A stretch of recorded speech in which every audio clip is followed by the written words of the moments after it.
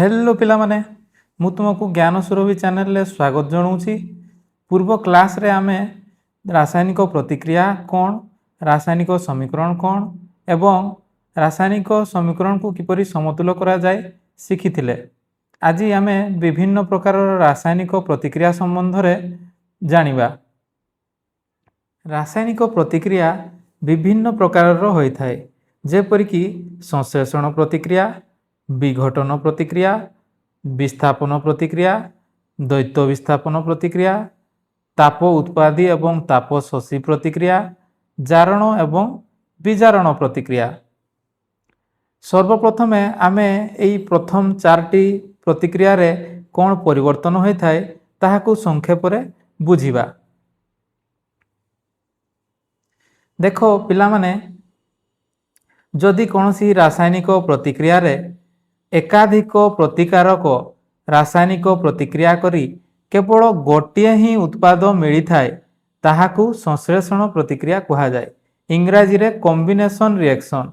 Combination अर्थात combine हेबे, मिसिबे, अर्थात जेते प्रतिकारक थिबे समस्ते मिसिकी केवल गोटे उत्पाद सृष्टि करिवे, तेणु यहाकू कॉम्बिनेशन रिएक्शन बा संश्लेषण प्रतिक्रिया कहा जाए। सेहीपरि विघटन प्रतिक्रिया रे केवल गोटे प्रतिकारक भांगी एकाधिक उत्पाद सृष्टि होई थाए। इंग्राजी रे याकू डिकम्पोजिशन रिएक्शन कहा जाए। विघटन बा डिकम्पोज हेबा अर्थात भांगीबा, गोटे प्रतिकारक भांगी एकाधिक उत्पाद सृष्टि हेबो। विस्थापन प्रतिक्रिया गोटे यौगिक एवं गोटे मौलिक मध्यरे होई थाए। मौलिकटी यौगिक मध्यरु गोटे मौलिक को छड़े निए। जेपरि एठी देखुछ एबी यौगिक अछि, सी मौलिक एबी रु ए को छड़े नउछि एवं एसी यौगिक सृष्टि करूछि। तेणु एठारे गोटे मौलिक विस्थापित होला, तेणु एहाकू विस्थापन बा डिस्प्लेसमेंट रिएक्शन कहा जाए। जदि दुई थर विस्थापन प्रतिक्रिया हुए ताहाकू द्वैत विस्थापन कहा जाए।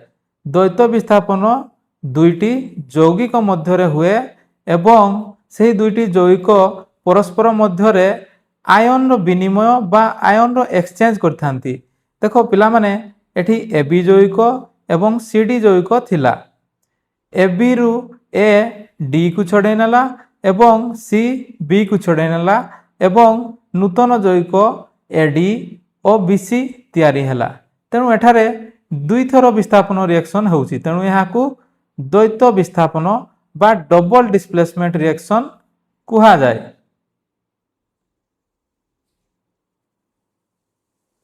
तापरे आमे संश्लेषण प्रतिक्रिया को डिटेल ले बुझिबा। संश्लेषण प्रतिक्रिया को इंग्राजी रे कॉम्बिनेशन रिएक्शन कहा जाए।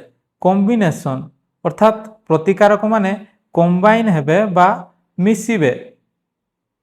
जेउ रासायनिक प्रतिक्रिया रे एकाधिक प्रतिकारकर रासायनिक संयोग घटी एकमात्र उत्पाद उत्पन्न हुए, सही रासायनिक प्रतिक्रिया को संश्लेषण प्रतिक्रिया कहा जाए।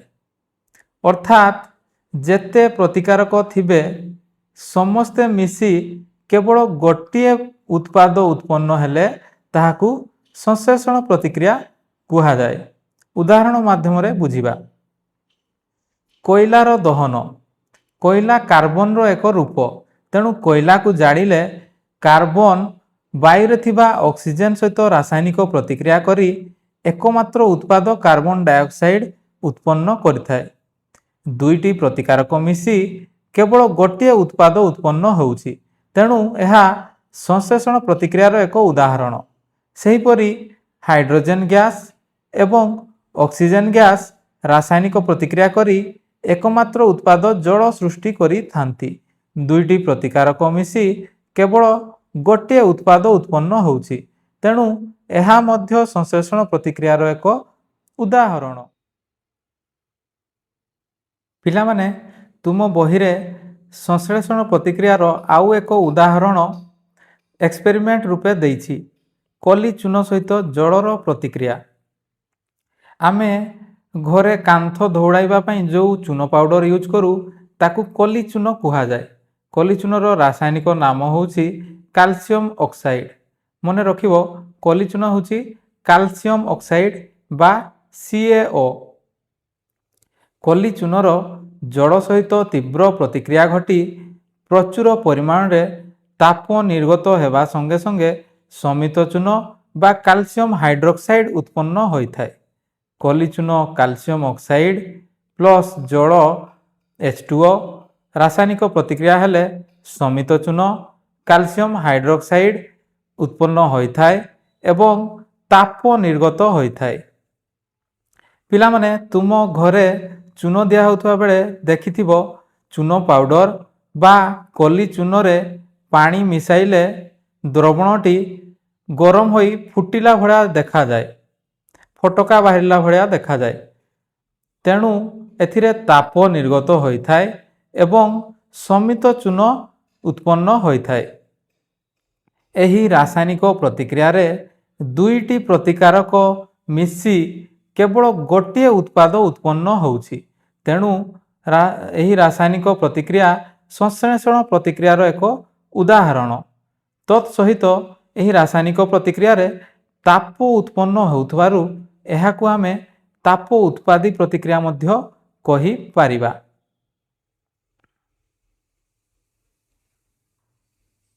पिला माने कांथरे चून देला बेले तुमे देखिथिबो एहा सर्वप्रथमे आकाश भलिया ब्लूइश व्हाइट देखा जाए, धड़ा सहित टिके स्लाइट नील कलर मिसिथिबा भलिया देखा जाए। किंतु किछि समय सुखीगला परे एहा फिका धड़ा कलर देखा जाए, जेमिति कि कांथर सबु अंशरे भल भाबरे चून मरा हेइनी भलिया लागे, फिका धड़ा कलर। किंतु 2-3 दिन भल भाबरे सुखीगला परे एहा संपूर्ण उज्जवल धड़ा देखा जाए, शाइनिंग व्हाइट कलर रो। एहार कारण होउछि आमे कांथ धौड़ाइबा पई जो समित चून रो द्रवण यूज करू बा कैल्शियम हाइड्रोक्साइड वायु रे थिबा कार्बन डाइऑक्साइड बा अंगारकाम्ल सहित धीरे धीरे रासायनिक प्रतिक्रिया करी कांथ उपरे कैल्शियम कार्बोनेट रो एक पतला आस्तरण सृष्टि करथाय। कैल्शियम कार्बोनेट रो रंग होउछि धड़ा। चून पानी लगाइबार 2-3 दिन परे कैल्शियम कार्बोनेट सृष्टि होइथाय एवं कांथ को एक धवल उज्ज्वलता प्रदान करिथाय। कैल्शियम हाइड्रोक्साइड बा समित चून अंगारकाम्ल बा कार्बन डाइऑक्साइड सहित रासायनिक प्रतिक्रिया करी कैल्शियम कार्बोनेट सृष्टि करथाय एवं एही रासायनिक प्रतिक्रिया रे जल मध्य उत्पन्न होइथाय। तुमे देखिथिबो चून देबा परे कांथ गुड़िकरे छोट छोट जड़कणा लगी थाए।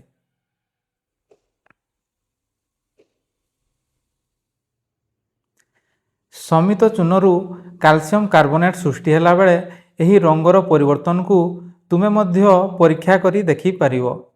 आमे जानिछु आम श्वासक्रिया रे कार्बन डाइऑक्साइड बा अंगारकाम्ल गैस निर्गत होइथाय। तेणु गोटे काच बोतल रे चून पानी बा समित चूनर द्रवण नेले एवं सेथिरे फुंकिले कार्बन डाइऑक्साइड बा अंगारकाम्ल सहित रासायनिक प्रतिक्रिया करी कैल्शियम कार्बोनेट रो धड़ा अवक्षेप सृष्टि करथाय।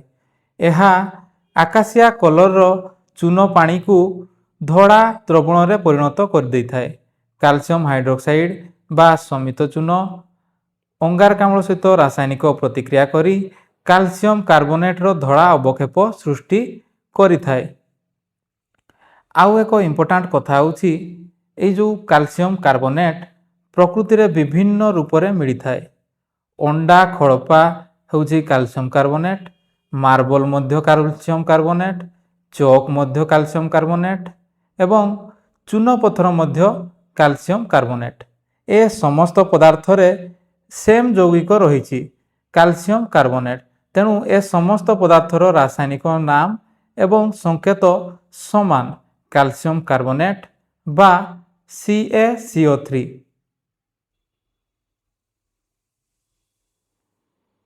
तापरे पढ़िबा विघटन प्रतिक्रिया बा डिकम्पोजिशन रिएक्शन। विघटित हेबा बा डिकम्पोज हेबार मीनिंग होउछि भांगिबा। जेउ रासायनिक प्रतिक्रिया रे केवल गोटे प्रतिकारक विघटित होई दुई बा ततोधिक उत्पाद उत्पन्न हुए ତାହାକୁ ବିଘଟନ ପ୍ରତିକ୍ରିୟା କୁହାଯାଏ। ଅର୍ଥାତ୍ ଗୋଟିଏ ପ୍ରତିକାରକ ଭାଙ୍ଗି ଏକାଧିକ ଉତ୍ପାଦ ଉତ୍ପନ୍ନ ହୋଇଥାଏ। ଗୋଟିଏ ପ୍ରତିକାରକ ଭାଙ୍ଗି ଏକାଧିକ ଉତ୍ପାଦ ଉତ୍ପନ୍ନ ହୋଇଥାଏ। ଗୋଟେ ଇମ୍ପୋର୍ଟାଣ୍ଟ କଥା ହେଉଛି ବିଘଟନ ପ୍ରତିକ୍ରିୟା ଗୁଡ଼ିକ ପାଇଁ ସାଧାରଣତଃ ତାପ, ଆଲୋକ କିମ୍ବା ବିଦ୍ୟୁତ ଶକ୍ତି ଆବଶ୍ୟକ ହୋଇଥାଏ। ବିଘଟନ ପ୍ରତିକ୍ରିୟା ପାଇଁ କେଉଁ ଶକ୍ତି ଆବଶ୍ୟକ ହେଉଛି ତାହାକୁ ଆଧାର କରି ବିଘଟନ ପ୍ରତିକ୍ରିୟାକୁ ସାଧାରଣତଃ ତିନି ଭାଗରେ ବିଭକ୍ତ କରାଯାଇପାରେ। ତାପୀୟ ବିଘଟନ, ଯେଉଁଥିରେ ତାପ ଶକ୍ତି ଆବଶ୍ୟକ ହୋଇଥାଏ। ଆଲୋକୀୟ ବିଘଟନ, ଯେଉଁଥିରେ ଆଲୋକ ଆବଶ୍ୟକ ହୋଇଥାଏ। ବୈଦ୍ୟୁତିକ ବିଘଟନ, ଯେଉଁଥିରେ ବିଦ୍ୟୁତ ଶକ୍ତି ଆବଶ୍ୟକ ହୋଇଥାଏ। ତାପୀୟ ବିଘଟନ ବା ଥର୍ମାଲ ଡିକମ୍ପୋଜିସନ, ଯେଉଁ ରାସାୟନିକ ପ୍ରତିକ୍ରିୟାରେ ତାପ ଆବଶ୍ୟକ ହୁଏ ବା ତାପ ଶୋଷିତ ହୁଏ ତାହାକୁ ତାପୀୟ ବିଘଟନ ପ୍ରତିକ୍ରିୟା କୁହାଯାଏ।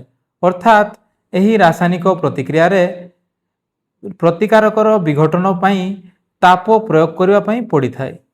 ଫର ଏକ୍ଜାମ୍ପଲ, ଫେରସ୍ ସଲଫେଟ୍ ସ୍ଫଟିକ। ସ୍ଫଟିକ ଅର୍ଥାତ୍ ଚିନିର ଦାନା ଭଳିଆ କଣିକାକୁ ଆମେ ସ୍ଫଟିକ କହିଥାଉ। ଫେରସ୍ ସଲଫେଟ୍ ସ୍ଫଟିକର ସଂକେତ ହେଉଛି Fe7H2O। 7H2O ଲାଗିକି ରହିଛି FeSO4 ସହିତ।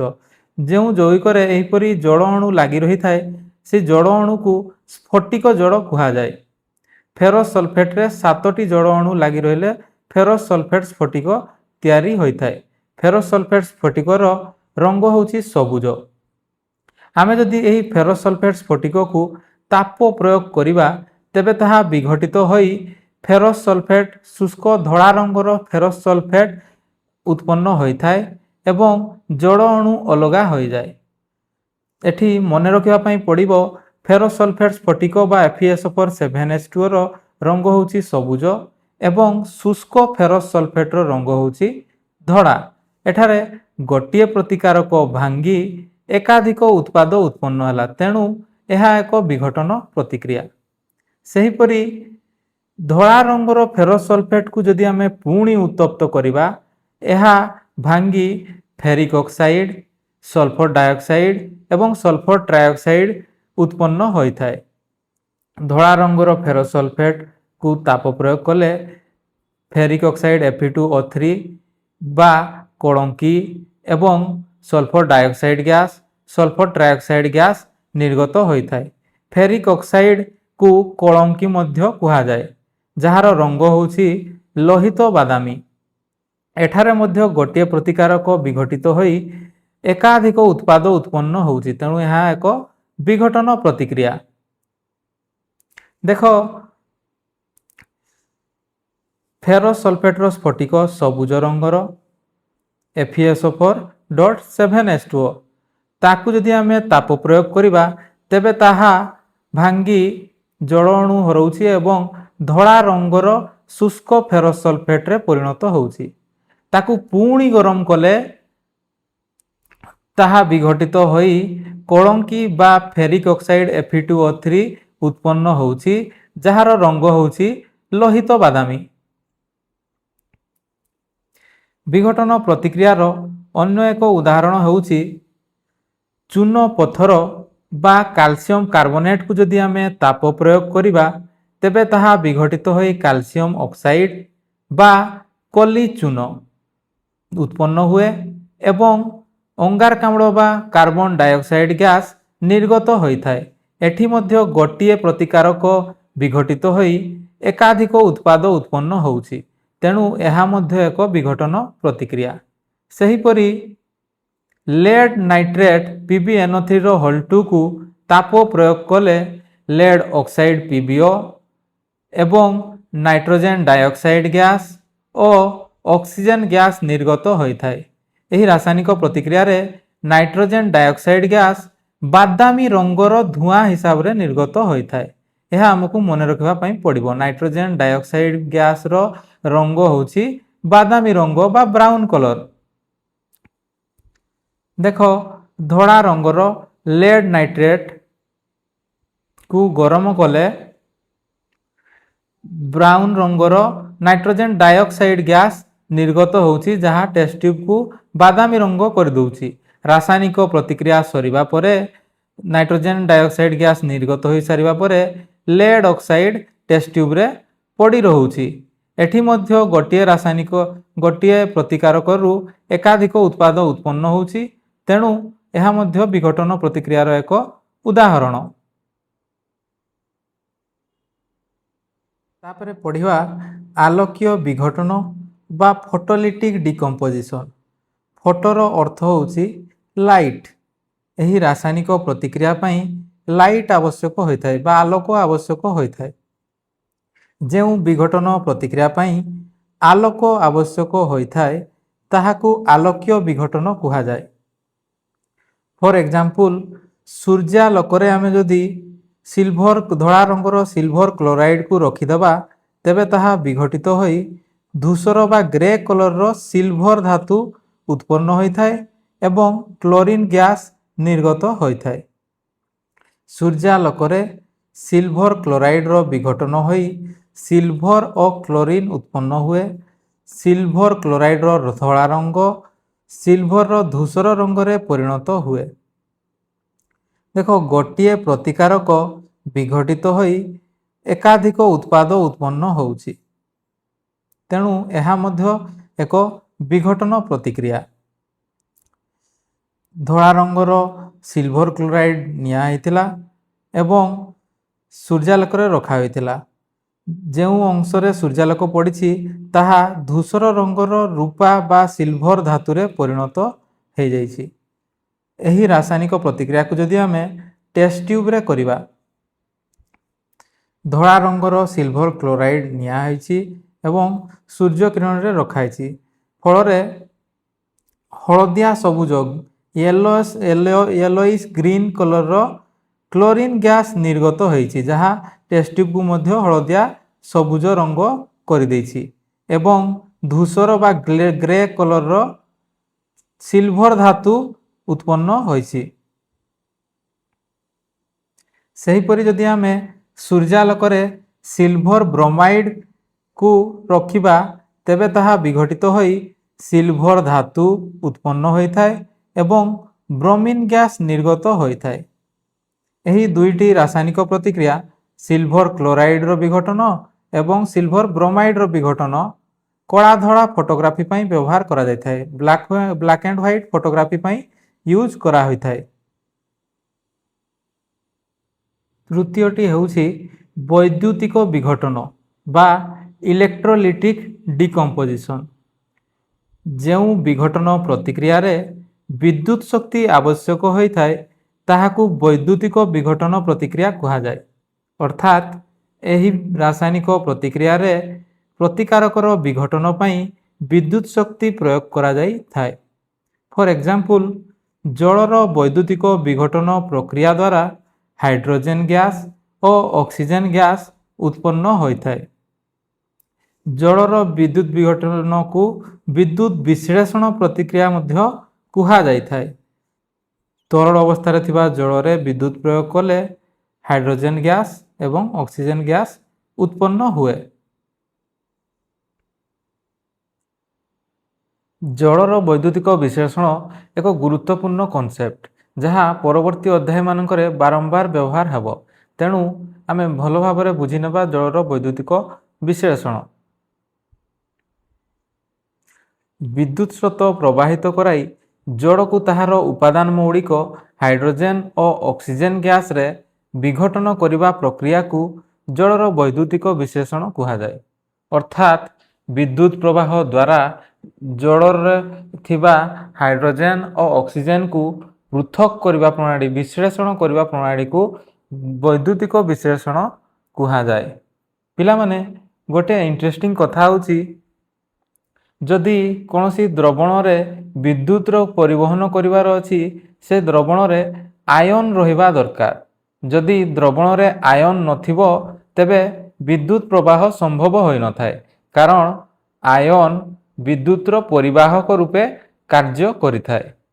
आमे जो विशुद्ध जल बा डिस्टिल वाटर कहू सेथिरे आयन न थाए, तेणु विशुद्ध जल बा डिस्टिल वाटर रे ବିଦ୍ୟୁତର ପରିବହନ ସମ୍ଭବ ହୋଇନଥାଏ। କିନ୍ତୁ ଯଦି ଆମେ ବିଶୁଦ୍ଧ ଜଳରେ କିଛି ଲବଣ ବା ଅମ୍ଳ ମିଶାଇ ଦେବା ତେବେ ତାହା ଆୟନ ସୃଷ୍ଟି କରିଥାଏ ଏବଂ ଆୟନର ଉପସ୍ଥିତି ଯୋଗୁଁ ବିଦ୍ୟୁତ ପ୍ରବାହ ସମ୍ଭବ ହୋଇଥାଏ। କିନ୍ତୁ ତୁମେ ଦେଖିଥିବ ଆମ ଘରମାନଙ୍କରେ ବ୍ୟବହାର ହେଉଥିବା ଜଳରେ ବିଦ୍ୟୁତ ପରିବହନ ସମ୍ଭବ ହୋଇଥାଏ, କାରଣ ତାହା ବିଶୁଦ୍ଧ ଜଳ ବା ଡିଷ୍ଟିଲ୍ ୱାଟର ନୁହେଁ। ସେଥିରେ ବିଭିନ୍ନ ପ୍ରକାରର ଲବଣ ଯେପରିକି ସୋଡ଼ିୟମ ଲବଣ, କାଲସିୟମ ଲବଣ, ମାଗ୍ନେସିୟମ ଲବଣ, ଆଇରନ୍ ଲବଣ ଇତ୍ୟାଦି ମିଶି ରହିଥାଏ। ଯେହେତୁ ଆମେ ଘରମାନଙ୍କରେ ବ୍ୟବହାର କରୁଥିବା ଜଳରେ ବିଭିନ୍ନ ପ୍ରକାର ଲବଣ ମିଶି ରହିଥାଏ, ସେଥିରେ ଆୟନ ସୃଷ୍ଟି ହୁଏ ଏବଂ ତାହା ବିଦ୍ୟୁତ ପରିବହନ କରିଥାଏ।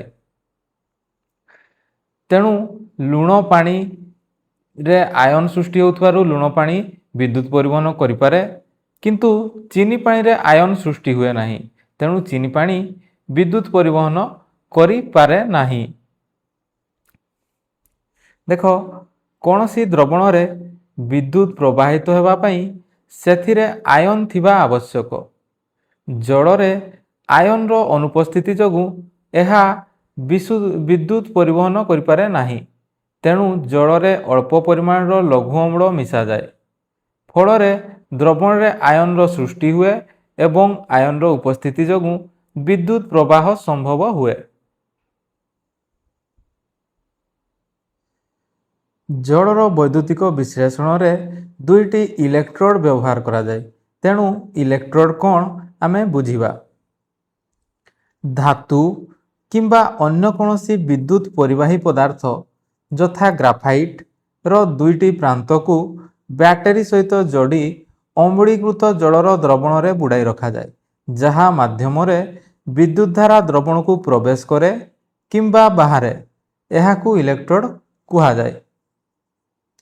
ଦେଖ ପିଲାମାନେ, ବ୍ୟାଟେରୀର ଦୁଇଟି ପ୍ରାନ୍ତ ଥାଏ, ଗୋଟେ ପଜିଟିଭ ପ୍ରାନ୍ତ ବା ଯୁକ୍ତ ପ୍ରାନ୍ତ, ଗୋଟେ ନେଗେଟିଭ ପ୍ରାନ୍ତ ବା ବିଯୁକ୍ତ ପ୍ରାନ୍ତ।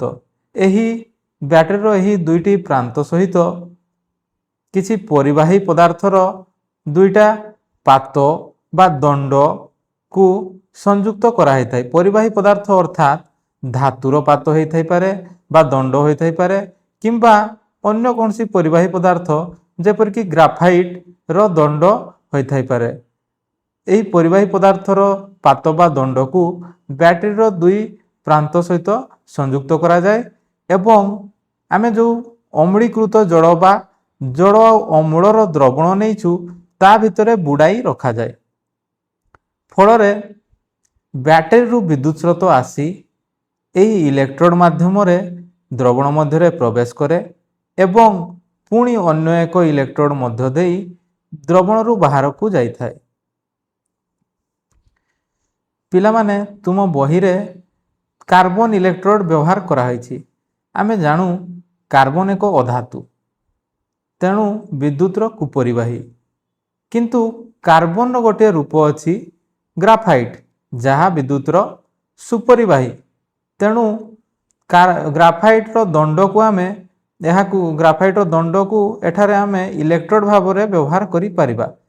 ତାକୁ କାର୍ବନ ଇଲେକ୍ଟ୍ରୋଡ କୁହାଯାଏ। ବ୍ୟାଟେରୀର ଋଣାତ୍ମକ ପ୍ରାନ୍ତ ବା ନେଗେଟିଭ ପ୍ରାନ୍ତ ସହିତ ଯୋଡ଼ା ଯାଇଥିବା ଇଲେକ୍ଟ୍ରୋଡକୁ କ୍ୟାଥୋଡ କୁହାଯାଏ। ଦ୍ରବଣରେ ଥିବା କ୍ୟାଟାୟନ ବା ପଜିଟିଭ ଆୟନ ଗୁଡ଼ିକ କ୍ୟାଥୋଡ ଆଡ଼କୁ ଆକର୍ଷିତ ହୋଇଥାନ୍ତି। ବ୍ୟାଟେରୀର ଧନାତ୍ମକ ବା ପଜିଟିଭ ପ୍ରାନ୍ତ ସହିତ ଯୋଡ଼ା ଯାଇଥିବା ଇଲେକ୍ଟ୍ରୋଡକୁ ଏନୋଡ କୁହାଯାଏ। ସେହିପରି ଦ୍ରବଣରେ ଏନାୟନ ବା ନେଗେଟିଭ ଆୟନ ଗୁଡ଼ିକ ଏନୋଡ ଆଡ଼କୁ ଆକର୍ଷିତ ହୋଇଥାନ୍ତି। ପିଲାମାନେ ଦେଖ, ବ୍ୟାଟେରୀର ପଜିଟିଭ ପ୍ରାନ୍ତ ସହିତ ଯୋଡ଼ା ଯାଇଥିବା ଇଲେକ୍ଟ୍ରୋଡ ଆଡ଼କୁ ଦ୍ରବଣ ମଧ୍ୟରେ ଥିବା ନେଗେଟିଭ ଆୟନ ଗୁଡ଼ିକ ଆକର୍ଷିତ ହେଉଛନ୍ତି। ପଜିଟିଭ ଇଲେକ୍ଟ୍ରୋଡ ଆଡ଼କୁ ବିପରୀତ ଚାର୍ଜ ବିଶିଷ୍ଟ ଆୟନ ନେଗେଟିଭ ଆୟନ ଗୁଡ଼ିକ ଆକର୍ଷିତ ହେଉଛନ୍ତି। ଏହି ନେଗେଟିଭ ଆୟନକୁ ଆମେ ଏନାୟନ କହିଥାଉ। ତେଣୁ ଏନାୟନ ଯେଉଁ ଇଲେକ୍ଟ୍ରୋଡ ଆଡ଼କୁ ଆକର୍ଷିତ ହେଉଛନ୍ତି ତାକୁ ଏନୋଡ କୁହାଯାଏ। ସେହିପରି ବ୍ୟାଟେରୀର ନେଗେଟିଭ ପ୍ରାନ୍ତ ସହିତ ଯୋଡ଼ା ଯାଇଥିବା ଇଲେକ୍ଟ୍ରୋଡ ଆଡ଼କୁ ଦ୍ରବଣ ମଧ୍ୟରେ ଥିବା पॉजिटिव आयन गुड़िक आकर्षित होउछंती। नेगेटिव इलेक्ट्रोड आड़ को पॉजिटिव आयन आकर्षित होउछंती, तेणु विपरीत चार्ज विशिष्ट आयन आकर्षित होउछंती एवं पॉजिटिव चार्ज आयन को आमे कैटायन कहि थाउ। आउ कैटायन एही इलेक्ट्रोड आड़ को आकर्षित होउतवारु आमे एही इलेक्ट्रोड को कैथोड कहि थाउ। तेणु पॉजिटिव इलेक्ट्रोड आड़ को नेगेटिव आयन आकर्षित होउछंती, नेगेटिव इलेक्ट्रोड आड़ को पॉजिटिव आयन आकर्षित होउछंती। याकू भल भाव में बुझिबा पिला माने। पॉजिटिव इलेक्ट्रोड आड़ को नेगेटिव चार्जित आयन आकर्षित होइथांती। नेगेटिव चार्जित आयन को एनायन कहा जाए एवं एही इलेक्ट्रोड को एनोड कहा जाए। सेहीपरि नेगेटिव इलेक्ट्रोड आड़ को पॉजिटिव चार्जित आयन आकर्षित होइथांती। पॉजिटिव चार्जित आयन को कैटायन कहा जाए एवं एही इलेक्ट्रोड को कैथोड कहा जाए। तेणु मने रखिबा पिला माने पॉजिटिव इलेक्ट्रोड को एनोड कहा जाए, नेगेटिव इलेक्ट्रोड को कैथोड कहा जाए। एनोड आड़ को नेगेटिव बा एनायन चार्ज आकर्षित होइथांती, सेपरि कैथोड आड़ को कैटायन बा पॉजिटिव चार्ज आयन आकर्षित होइथांती।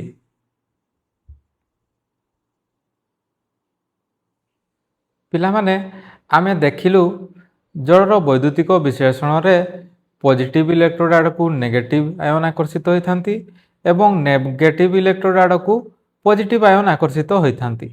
एही इलेक्ट्रोड पाखरे आयन गुड़िक जमा होई रहंती एवं आयन गुड़िक मध्यरे रासायनिक प्रतिक्रिया घटी थाए, फलरे विभिन्न प्रकार उत्पाद उत्पन्न होइथाए।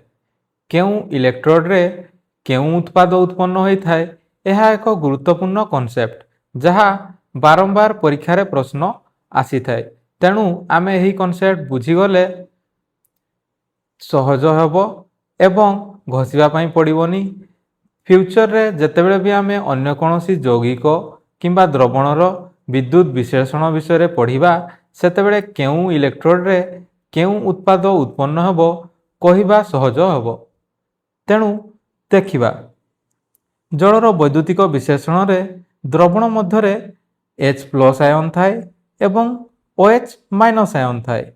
H+ आयन नेगेटिव इलेक्ट्रोड आड़ को आकर्षित हेबो, OH- आयन पॉजिटिव इलेक्ट्रोड आड़ को आकर्षित हेबो। देखिबा कैथोड रे कोन घटे। आमे जानू कैथोड होची नेगेटिव इलेक्ट्रोड। नेगेटिव इलेक्ट्रोड तेणु पॉजिटिव आयन को आकर्षित करिवो। द्रवण रे थिबा H+ आयन ऋणात्मक कैथोड आड़ को आकर्षित हुए। सेठारे एहा इलेक्ट्रॉन ग्रहण करी हाइड्रोजन गैस सृष्टि करे। H+ आयन इलेक्ट्रॉन ग्रहण कले H2 गैस निर्गत होइथाए। तेणु कैथोड रे हाइड्रोजन मिली थाए। पिला माने आमे जानिछु हाइड्रोजन परमाणु रे गोटिए इलेक्ट्रॉन एवं गोटिए प्रोटॉन थाए। जदि आमे हाइड्रोजन परमाणु रु गोटिए इलेक्ट्रॉन काढ़ी दबा तेबे ताहा H+ आयन सृष्टि करि थाए। तेणु H+ आयन रे 0 इलेक्ट्रॉन थाए। तेणु एही रासायनिक प्रतिक्रिया रे द्रवण रे थिबा H+ आयन नेगेटिव इलेक्ट्रोड आड़ को गति करे एवं नेगेटिव इलेक्ट्रोड पाखरे इलेक्ट्रॉन ग्रहण करी हाइड्रोजन परमाणु गठन करे जहार गोटिए इलेक्ट्रॉन थाए। आमे जानू हाइड्रोजन परमाणु केबे भी एका बा स्वतंत्र भाव रे रही पारे नाही। तेणु ताहा अन्य एक हाइड्रोजन परमाणु सहित मिसी H2 अणु गठन करिथाए। तेणु कैथोड ठारे H2 गैस निर्गत होइथाए। सेहीपरि एनोड आमे जानिछु पॉजिटिव इलेक्ट्रोड को कहा जाए। पॉजिटिव इलेक्ट्रोड होइथिबारु एहा नेगेटिव आयन को आकर्षित करिथाए। तेणु द्रवण रे थिबा OH- आयन गुड़िक धनात्मक एनोड आड़ को आकर्षित होइथांती। एनोड रे OH- आयन इलेक्ट्रॉन हराई ऑक्सीजन गैस और जड़ सृष्टि करे। पिला माने देखो OH- आयन आयन रे O2- आयन एवं H+ आयन जोड़ी हेकी अछंती। -2 एवं +1 मिसी OH- आयन रो टोटाल चार्ज होची -1 ତେଣୁ ଏଇ OH ମାଇନସ୍ ଆୟନରେ ଯେଉଁ O2 ମାଇନସ୍ ଆୟନ ଅଛି ସେଥିରେ ଦୁଇଟା ଇଲେକ୍ଟ୍ରନ୍ ଏକ୍ସଟ୍ରା ଅଛି। ଅକ୍ସିଜେନ ପରମାଣୁରେ ଯେତିକି ଇଲେକ୍ଟ୍ରନ୍ ରହିବା କଥା ତାଠୁ ଦୁଇଟା ଇଲେକ୍ଟ୍ରନ୍ ଏକ୍ସଟ୍ରା ଅଛି ବୋଲି -2 ଚାର୍ଜ ଆସିଛି O ଉପରେ।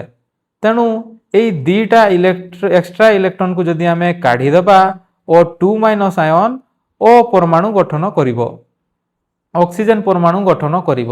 ଆମେ ଜାଣିଛୁ ଅକ୍ସିଜେନ ପରମାଣୁ କେବେ ବି ଏକା ବା ସ୍ୱତନ୍ତ୍ର ଭାବରେ ରହିପାରେ ନାହିଁ। ତେଣୁ ଏହା ଅନ୍ୟ ଏକ ଅକ୍ସିଜେନ ପରମାଣୁ ସହିତ ରାସାୟନିକ ପ୍ରତିକ୍ରିୟା କରି O2 ଅଣୁ ଗଠନ କରିବ। ତେଣୁ ଏନୋଡରେ O2 ଗ୍ୟାସ୍ ନିର୍ଗତ ହେବ। ଏହିପରି ପିଲାମାନେ ଯେତେବେଳେ ବି ଆମେ ବିଦ୍ୟୁତ ବିଶ୍ଳେଷଣ ପଢ଼ିବା କୌଣସି ଦ୍ରବଣରେ ବା ଯୌଗିକରେ, ତେବେ ଆମେ ତାକୁ ଘଷିବା ପାଇଁ ଚେଷ୍ଟା କରିବା ନାହିଁ। ପ୍ରଥମେ ଆମେ ଭାବିବା ଦ୍ରବଣରେ କେଉଁ କେଉଁ ଆୟନ ସୃଷ୍ଟି ହେଉଛି।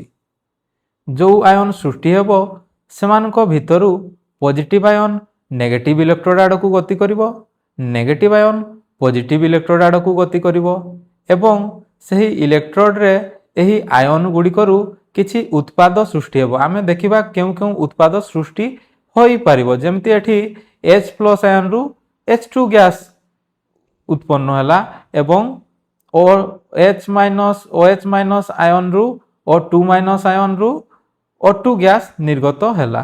ତେଣୁ ଆମେ ବୁଝିକି ଯଦି କରିବା ପାଇଁ ଚେଷ୍ଟା କରିବା ତେବେ ସହଜ ହେବ। ଏସବୁ ଆମେ ଇଜିଲି କହିଦେଇପାରିବା ଯେ କେଉଁ ଇଲେକ୍ଟ୍ରୋଡରେ କେଉଁ ଉତ୍ପାଦ ଉତ୍ପନ୍ନ ହେବ। ଜଳର ବୈଦ୍ୟୁତିକ ବିଶ୍ଳେଷଣର ଓଭରଅଲ୍ ରାସାୟନିକ ପ୍ରତିକ୍ରିୟାଟି ହେଉଛି ଜଳର ବୈଦ୍ୟୁତିକ ବିଘଟନ ଘଟି ହାଇଡ୍ରୋଜେନ ଗ୍ୟାସ୍ ଏବଂ ଅକ୍ସିଜେନ ଗ୍ୟାସ୍ ନିର୍ଗତ ହେଉଛି। ହାଇଡ୍ରୋଜେନ ଗ୍ୟାସ୍ କ୍ୟାଥୋଡ ଠାରେ ନିର୍ଗତ ହୁଏ, ଅକ୍ସିଜେନ ଗ୍ୟାସ୍ ଏନୋଡ ଠାରେ ନିର୍ଗତ ହୁଏ। କାରଣ ହାଇଡ୍ରୋଜେନ ଗ୍ୟାସ୍ H+ ଆୟନରୁ ସୃଷ୍ଟି ହୋଇଥାଏ। ଆମେ ଜାଣୁ H+ ଆୟନ କ୍ୟାଥୋଡ ଆଡ଼କୁ ଆକର୍ଷିତ ହୁଏ। ସେହିପରି oxygen O2 gas O2 minus ଆୟନରୁ ସୃଷ୍ଟି ହୋଇଥାଏ। O2 ମାଇନସ୍ ଆୟନ ପଜିଟିଭ୍ ବା ଏନୋଡ ପ୍ରତି ଆକର୍ଷିତ ହୋଇଥାଏ। ଏଠାରେ ଏକ ଗୁରୁତ୍ୱପୂର୍ଣ୍ଣ କଥା ହେଉଛି ଇଲେକ୍ଟ୍ରୋଡ ଠାରେ ମିଳୁଥିବା ହାଇଡ୍ରୋଜେନ ଗ୍ୟାସ୍ ଏବଂ ଅକ୍ସିଜେନ ଗ୍ୟାସ୍ର ଆୟତନର ଅନୁପାତ ସମାନ ହୋଇନଥାଏ। ଆମେ ଏହି ରାସାୟନିକ ସମୀକରଣକୁ ସମତୁଲ କଲେ ଦେଖିବା ହାଇଡ୍ରୋଜେନ ପୂର୍ବରୁ 2 ଗୁଣନ ହେଉଛି, ଅର୍ଥାତ୍ ହାଇଡ୍ରୋଜେନ ଗ୍ୟାସ୍ ଅକ୍ସିଜେନ ଗ୍ୟାସ୍ର 2 ଗୁଣ ମିଳିଥାଏ। ଆମେ ଜାଣୁ ଜଳ ଅଣୁ ବା H2ରେ 2ଟା ହାଇଡ୍ରୋଜେନ ପରମାଣୁ ଏବଂ ଗୋଟିଏ ଅକ୍ସିଜେନ ପରମାଣୁ ଥାଏ। ତେଣୁ ବିଦ୍ୟୁତ ବିଶ୍ଳେଷଣ ସମୟରେ ମଧ୍ୟ ହାଇଡ୍ରୋଜେନ ଓ ଅକ୍ସିଜେନ ଗ୍ୟାସ୍ ସେହି ସେମ୍ ଅନୁପାତରେ ମିଳିଥାଏ, 2:1ରେ ମିଳିଥାଏ। କ୍ୟାଥୋଡରେ ମିଳୁଥିବା ହାଇଡ୍ରୋଜେନ ଗ୍ୟାସ୍ର ଆୟତନ ଏନୋଡରେ ମିଳୁଥିବା ଅକ୍ସିଜେନ ଗ୍ୟାସ୍ର ଆୟତନର 2 ଗୁଣ ହୋଇଥାଏ। ଅର୍ଥାତ୍ ଯଦି 20 ml ହାଇଡ୍ରୋଜେନ ଗ୍ୟାସ୍ ଉତ୍ପନ୍ନ ହୁଏ ତେବେ ପ୍ରାୟ 10 ml ଅକ୍ସିଜେନ ଗ୍ୟାସ୍ ଉତ୍ପନ୍ନ ହୋଇଥାଏ। ଜଳର ବୈଦ୍ୟୁତିକ ବିଶ୍ଳେଷଣ ପ୍ରତିକ୍ରିୟାକୁ ଆଉ ଥରେ ସାମାରାଇଜ୍ କରିବା। ପିଲାମାନେ, ଆମେ ଜଳର ବୈଦ୍ୟୁତିକ ବିଶ୍ଳେଷଣ ପାଇଁ ଅମ୍ଳୀକୃତ ଜଳର ଦ୍ରବଣ ନେଇଥାଉ। କାରଣ ବିଶୁଦ୍ଧ ଜଳ ବା ଡିଷ୍ଟିଲ୍ ୱାଟରରେ ଆୟନ ନଥାଏ। ଆୟନର ଅନୁପସ୍ଥିତି ଯୋଗୁଁ ଜଳରେ ବିଦ୍ୟୁତ ପ୍ରବାହ ହୋଇପାରେ ନାହିଁ। କିନ୍ତୁ ଜଳରେ ଆମେ ଯଦି ଟିକେ ଅମ୍ଳ ମିଶାଇବା ତେବେ ଜଳରେ H+ ଆୟନ ଓ OH ମାଇନସ୍ ଆୟନ ସୃଷ୍ଟି ହୋଇଥାଏ, ଯାହା ବିଦ୍ୟୁତର ପରିବହନରେ ସାହାଯ୍ୟ କରିଥାଏ। ବ୍ୟାଟେରୀର ପଜିଟିଭ୍ ପ୍ରାନ୍ତ ଏବଂ ନେଗେଟିଭ୍ ପ୍ରାନ୍ତ ସହିତ ଆମେ 2ଟି ଇଲେକ୍ଟ୍ରୋଡକୁ ସଂଯୁକ୍ତ କରିଥାଉ। ବ୍ୟାଟେରୀର ପଜିଟିଭ୍ ପ୍ରାନ୍ତ ସହିତ ସଂଯୁକ୍ତ ଇଲେକ୍ଟ୍ରୋଡକୁ ଏନୋଡ କୁହାଯାଏ ଏବଂ ନେଗେଟିଭ୍ ପ୍ରାନ୍ତ ସହିତ ସଂଯୁକ୍ତ ଇଲେକ୍ଟ୍ରୋଡକୁ କ୍ୟାଥୋଡ କୁହାଯାଏ। ଏହି ଏନୋଡ ଓ କ୍ୟାଥୋଡରେ ବିଭିନ୍ନ ଗ୍ୟାସ୍ ନିର୍ଗତ ହୋଇଥାଏ। ଏହି ଗ୍ୟାସ୍ ଗୁଡ଼ିକୁ ସଂଗ୍ରହ କରିବା ପାଇଁ ଆମେ ଦୁଇଟି ପରୀକ୍ଷା ନଳୀ ସମ୍ପୂର୍ଣ୍ଣ ଭାବରେ ଜଳ ପୂର୍ଣ୍ଣ କରି ଇଲେକ୍ଟ୍ରୋଡ ଉପରେ ଓଲଟାଇ ରଖିଥାଉ। ପରୀକ୍ଷା ନଳୀ ଗୁଡ଼ିକୁ ପୁରା ଜଳପୂର୍ଣ୍ଣ କରାଯାଇଥାଏ। ଯେତେବେଳେ ନୂତନ ଗ୍ୟାସ୍ ସୃଷ୍ଟି ହୋଇ ନିର୍ଗତ ହୁଏ, ସେହି ଗ୍ୟାସ୍ ଗୁଡ଼ିକ ପରୀକ୍ଷା ନଳୀ ମଧ୍ୟରେ ଥିବା ଏହି ଜଳକୁ ଅପସାରଣ କରି ବା କାଢ଼ି ଦେଇ ଏହି ସ୍ଥାନକୁ ଅଧିକାର କରିଥାଏ। ବିଦ୍ୟୁତ ପ୍ରବାହ କଲା ପରେ ଦ୍ରବଣ ମଧ୍ୟରେ ଥିବା H+ ଆୟନ କ୍ୟାଥୋଡ ବା ନେଗେଟିଭ ଇଲେକ୍ଟ୍ରୋଡ ପାଖରେ ଜମା ହୁଏ ଏବଂ ଦ୍ରବଣରେ ଥିବା OH- ଆୟନ ଏନୋଡ ପାଖରେ ଜମା ହୁଏ। ଏନୋଡରେ OH- ଆୟନରୁ ଅକ୍ସିଜେନ ଗ୍ୟାସ୍ ନିର୍ଗତ ହୋଇଥାଏ ଏବଂ କ୍ୟାଥୋଡରେ H+ ଆୟନରୁ H2 ଗ୍ୟାସ୍ ନିର୍ଗତ ହୋଇଥାଏ। ଏହି ଗ୍ୟାସ୍ ଗୁଡ଼ିକ ପରୀକ୍ଷା ନଳୀରେ ଥିବା ଜଳକୁ ଅପସାରଣ କରି ଜଳକୁ କାଢ଼ି ଦେଇ ସେହି ସ୍ଥାନକୁ ଅଧିକାର କରିଥାନ୍ତି ଏବଂ ଆମେ ଦେଖିବାକୁ ପାଉ ରାସାୟନିକ ପ୍ରତିକ୍ରିୟା ପରେ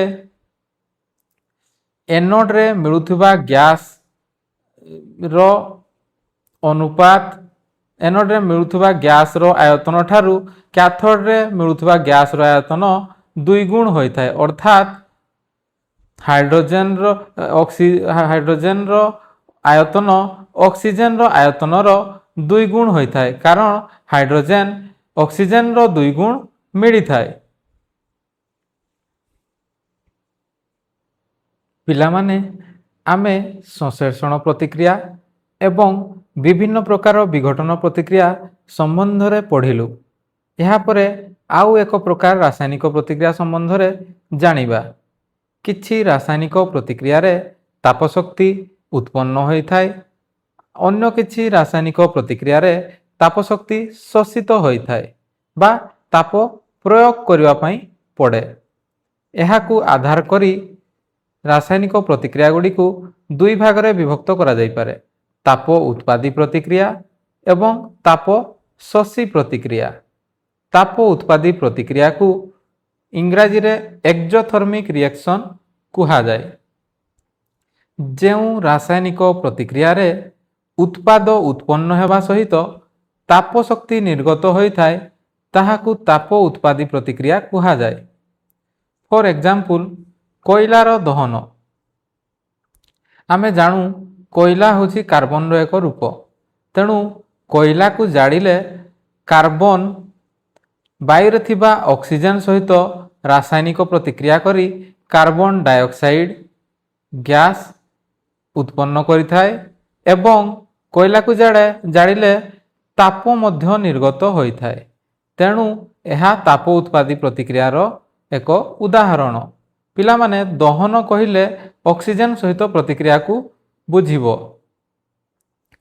ସେହିପରି ଆମେ ଆଉ ଗୋଟେ ପ୍ରତିକ୍ରିୟା ପଢ଼ିଥିଲୁ, କଲିଚୂନର ଜଳ ସହିତ ପ୍ରତିକ୍ରିୟା। କଲିଚୂନ ବା କାଲସିୟମ ଅକ୍ସାଇଡକୁ ଜଳ ସହିତ ମିଶାଇଲେ ରାସାୟନିକ ପ୍ରତିକ୍ରିୟା ଘଟି କାଲସିୟମ ହାଇଡ୍ରୋକ୍ସାଇଡ ବା ସମିତ ଚୂନ ଉତ୍ପନ୍ନ ହେଉଥିଲା ଏବଂ ଯେଉଁ ପାତ୍ରରେ ରାସାୟନିକ ପ୍ରତିକ୍ରିୟା କରାଯାଏ, ସେହି ପାତ୍ର ଗରମ ହୋଇଯାଉଥାଏ। ତେଣୁ ତାପ ନିର୍ଗତ ହୋଇଥାଏ। ଏହା ମଧ୍ୟ ଏକ ତାପ ଉତ୍ପାଦୀ ପ୍ରତିକ୍ରିୟା। ସେହିପରି ପ୍ରାକୃତିକ ଗ୍ୟାସର ଦହନ। ଆମେ ପୂର୍ବ ଶ୍ରେଣୀମାନଙ୍କରେ ପଢ଼ିଛୁ, ପ୍ରାକୃତିକ ଗ୍ୟାସର ମୁଖ୍ୟ ଉପାଦାନ ହେଉଛି ମିଥେନ୍ ଗ୍ୟାସ୍। ଏହି ମିଥେନ୍ ଗ୍ୟାସ୍ ବାୟୁରେ ଥିବା ଅକ୍ସିଜେନ ସହିତ ରାସାୟନିକ ପ୍ରତିକ୍ରିୟା କରି କାର୍ବନ ଡାଇଅକ୍ସାଇଡ ଗ୍ୟାସ୍ ଏବଂ ଜଳୀୟ ବାଷ୍ପ ସୃଷ୍ଟି କରିଥାଏ ଏବଂ ଏହି ପ୍ରତିକ୍ରିୟାରେ ତାପ ମଧ୍ୟ ନିର୍ଗତ ହୋଇଥାଏ। ତେଣୁ ଏହା ମଧ୍ୟ ଏକ ତାପ ଉତ୍ପାଦୀ ପ୍ରତିକ୍ରିୟା। କୋଇଲା ଏବଂ ପ୍ରାକୃତିକ ଗ୍ୟାସର ଦହନରୁ ତାପଶକ୍ତି ନିର୍ଗତ ହେଉଥିବା ଯୋଗୁଁ ହିଁ ଏମାନଙ୍କୁ ଇନ୍ଧନ ଭାବରେ ବ୍ୟବହାର କରାହୋଇଥାଏ। ସେହିପରି ଅନ୍ୟ ଏକ ଉଦାହରଣ ହେଉଛି ଅଣୁଜୀବମାନଙ୍କ ଦ୍ୱାରା ଉଦ୍ଭିଦ ଦ୍ରବ୍ୟର ବିଘଟନ। ଉଦ୍ଭିଦର ଅବଶେଷକୁ ଅଣୁଜୀବମାନେ ବିଘଟିତ କରି ସେଥିରୁ ଖତ ବା କମ୍ପୋଷ୍ଟ ପ୍ରସ୍ତୁତ କରିଥାନ୍ତି। ଏହି ରାସାୟନିକ ପ୍ରତିକ୍ରିୟାରେ ମଧ୍ୟ ଶକ୍ତି ନିର୍ଗତ ହୋଇଥାଏ। ତେଣୁ ଏହା ମଧ୍ୟ ଏକ ତାପ ଉତ୍ପାଦୀ ପ୍ରତିକ୍ରିୟା। ସେହିପରି ଅନ୍ୟ ଏକ ଗୁରୁତ୍ୱପୂର୍ଣ୍ଣ ଉଦାହରଣ ହେଉଛି ଆମର ହେଉଥିବା ଶ୍ୱସନ ପ୍ରକ୍ରିୟା ବା ରେସ୍ପିରେସନ୍। ପରିପାକ କ୍ରିୟାରେ ସୃଷ୍ଟି ହେଉଥିବା ଗ୍ଲୁକୋଜ୍ ଆମ ଶରୀରର କୋଷଗୁଡ଼ିକ ମଧ୍ୟରେ ଥିବା ଅକ୍ସିଜେନ୍ ସହିତ ରାସାୟନିକ ପ୍ରତିକ୍ରିୟା କରି ଶକ୍ତି ଉତ୍ପନ୍ନ କରିଥାଏ।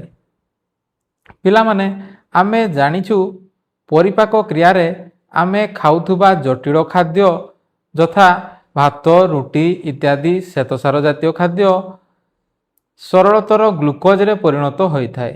ଏହି ଗ୍ଲୁକୋଜ୍ ରକ୍ତ ମାଧ୍ୟମରେ ଆମ ଶରୀରର ବିଭିନ୍ନ ଅଙ୍ଗ ପ୍ରତ୍ୟଙ୍ଗରେ ଥିବା କୋଷକୁ ଯାଇଥାଏ।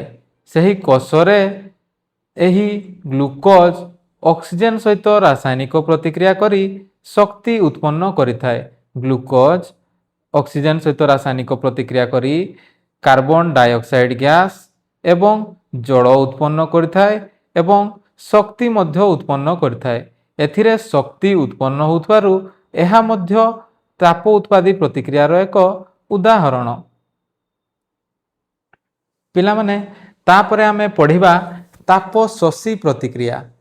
ଏହାକୁ ତାପଗ୍ରାହୀ ପ୍ରତିକ୍ରିୟା ମଧ୍ୟ କୁହାଯାଏ କାରଣ ତାପ ଗ୍ରହଣ କରିଥାଏ।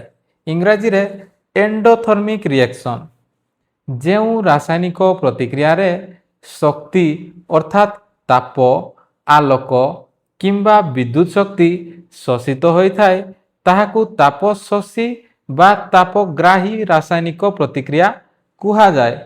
ଅର୍ଥାତ୍ ଏହି ରାସାୟନିକ ପ୍ରତିକ୍ରିୟା ଗୁଡ଼ିକରେ ଶକ୍ତି ପ୍ରୟୋଗ କରାଯାଇଥାଏ। ତାପ ଶକ୍ତି ପ୍ରୟୋଗ କରାଯାଇଥାଏ କିମ୍ବା ଆଲୋକ ଶକ୍ତି ପ୍ରୟୋଗ କରାଯାଇଥାଏ କିମ୍ବା ବିଦ୍ୟୁତ୍ ଶକ୍ତି ପ୍ରୟୋଗ କରାହୋଇଥାଏ।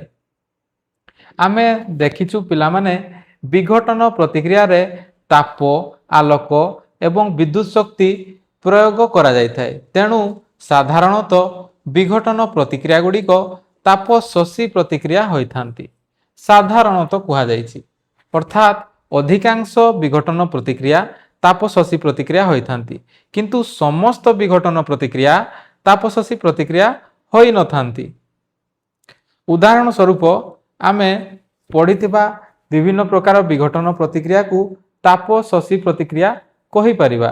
ଯେପରିକି ତାପୀୟ ବିଘଟନ। ତାପୀୟ ବିଘଟନରେ ତାପ ଶକ୍ତି ଆବଶ୍ୟକ ହୋଇଥାଏ ବା ତାପ ଶକ୍ତି ପ୍ରୟୋଗ କରାଯାଇଥାଏ।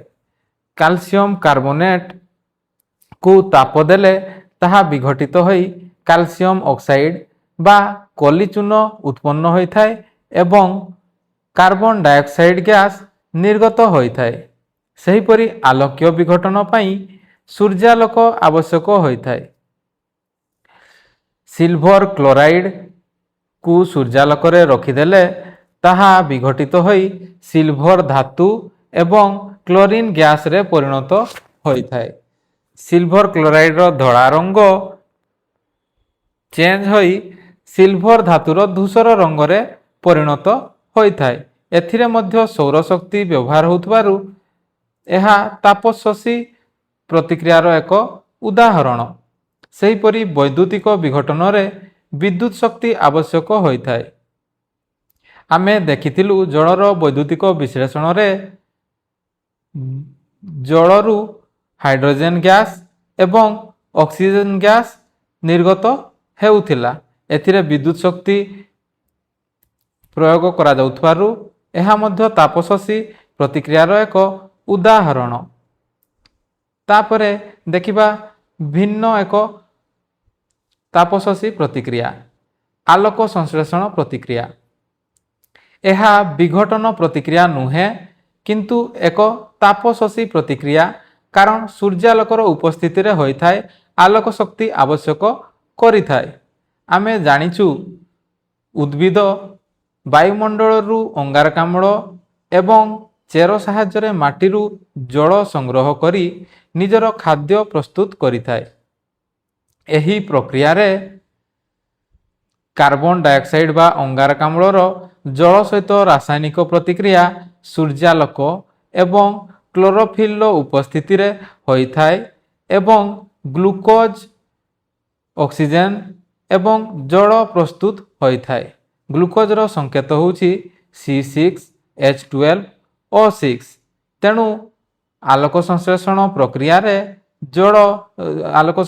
ପ୍ରକ୍ରିୟାରେ ଉଦ୍ଭିଦ ବାୟୁମଣ୍ଡଳରୁ ଅଙ୍ଗାରକାମ୍ଳ ଗ୍ରହଣ କରି ବାୟୁମଣ୍ଡଳକୁ ଅକ୍ସିଜେନ୍ ତ୍ୟାଗ କରିଥାଏ। ପିଲାମାନେ ଦେଖ, ଏହି ରାସାୟନିକ ପ୍ରତିକ୍ରିୟାରେ ଜଳ ଉଭୟ ଉତ୍ପାଦ ସାଇଡ଼ରେ ବି ଅଛି ଏବଂ ପ୍ରତିକାରକ ସାଇଡ଼ରେ ବି ଅଛି। ତେଣୁ ଜଳ ୟୁଜ୍ ବି ହେଉଛି ଏବଂ ଜଳ ଉତ୍ପନ୍ନ ମଧ୍ୟ ହେଉଛି। ପିଲାମାନେ ୟା ପରେ ଆମେ ପଢ଼ିବା ବିସ୍ଥାପନ ପ୍ରତିକ୍ରିୟା ବା ଡିସପ୍ଲେସମେଣ୍ଟ ରିଏକ୍ସନ୍। ବିସ୍ଥାପନକୁ ଇଂରାଜୀରେ ଡିସପ୍ଲେସମେଣ୍ଟ କୁହାଯାଏ, ଅର୍ଥାତ୍ ସ୍ଥାନାନ୍ତର ହେବା। ଯେଉଁ ରାସାୟନିକ ପ୍ରତିକ୍ରିୟାରେ ଗୋଟିଏ ମୌଳିକ କୌଣସି ଏକ ଯୌଗିକର ମୌଳିକକୁ ଅପସାରଣ କରେ, ସେହି ରାସାୟନିକ ପ୍ରତିକ୍ରିୟାକୁ ବିସ୍ଥାପନ ପ୍ରତିକ୍ରିୟା କୁହାଯାଏ। ଅର୍ଥାତ୍ ବିସ୍ଥାପନ ପ୍ରତିକ୍ରିୟା ଗୋଟିଏ ମୌଳିକ ଏବଂ ଗୋଟିଏ ଯୌଗିକ ମଧ୍ୟରେ ହୋଇଥାଏ।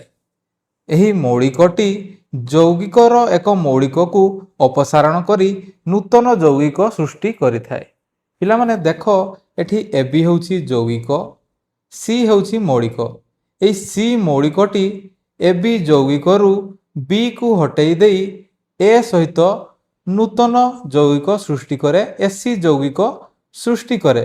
ତେଣୁ ଏଠାରେ B ବିସ୍ଥାପିତ ହେଲା। ତେଣୁ ଏହାକୁ ବିସ୍ଥାପନ ପ୍ରତିକ୍ରିୟା କୁହାଯାଏ।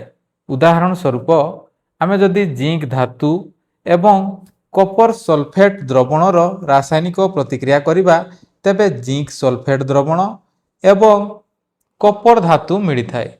ଏଠାରେ ଜିଙ୍କ ଧାତୁ କପର ସଲଫେଟ୍ ଦ୍ରବଣରୁ କପରକୁ ବିସ୍ଥାପିତ କରି ସଲଫେଟ୍ ଆୟନ ସହିତ ଜିଙ୍କ ସଲଫେଟ୍ ଯୌଗିକ ସୃଷ୍ଟି କରିଥାଏ।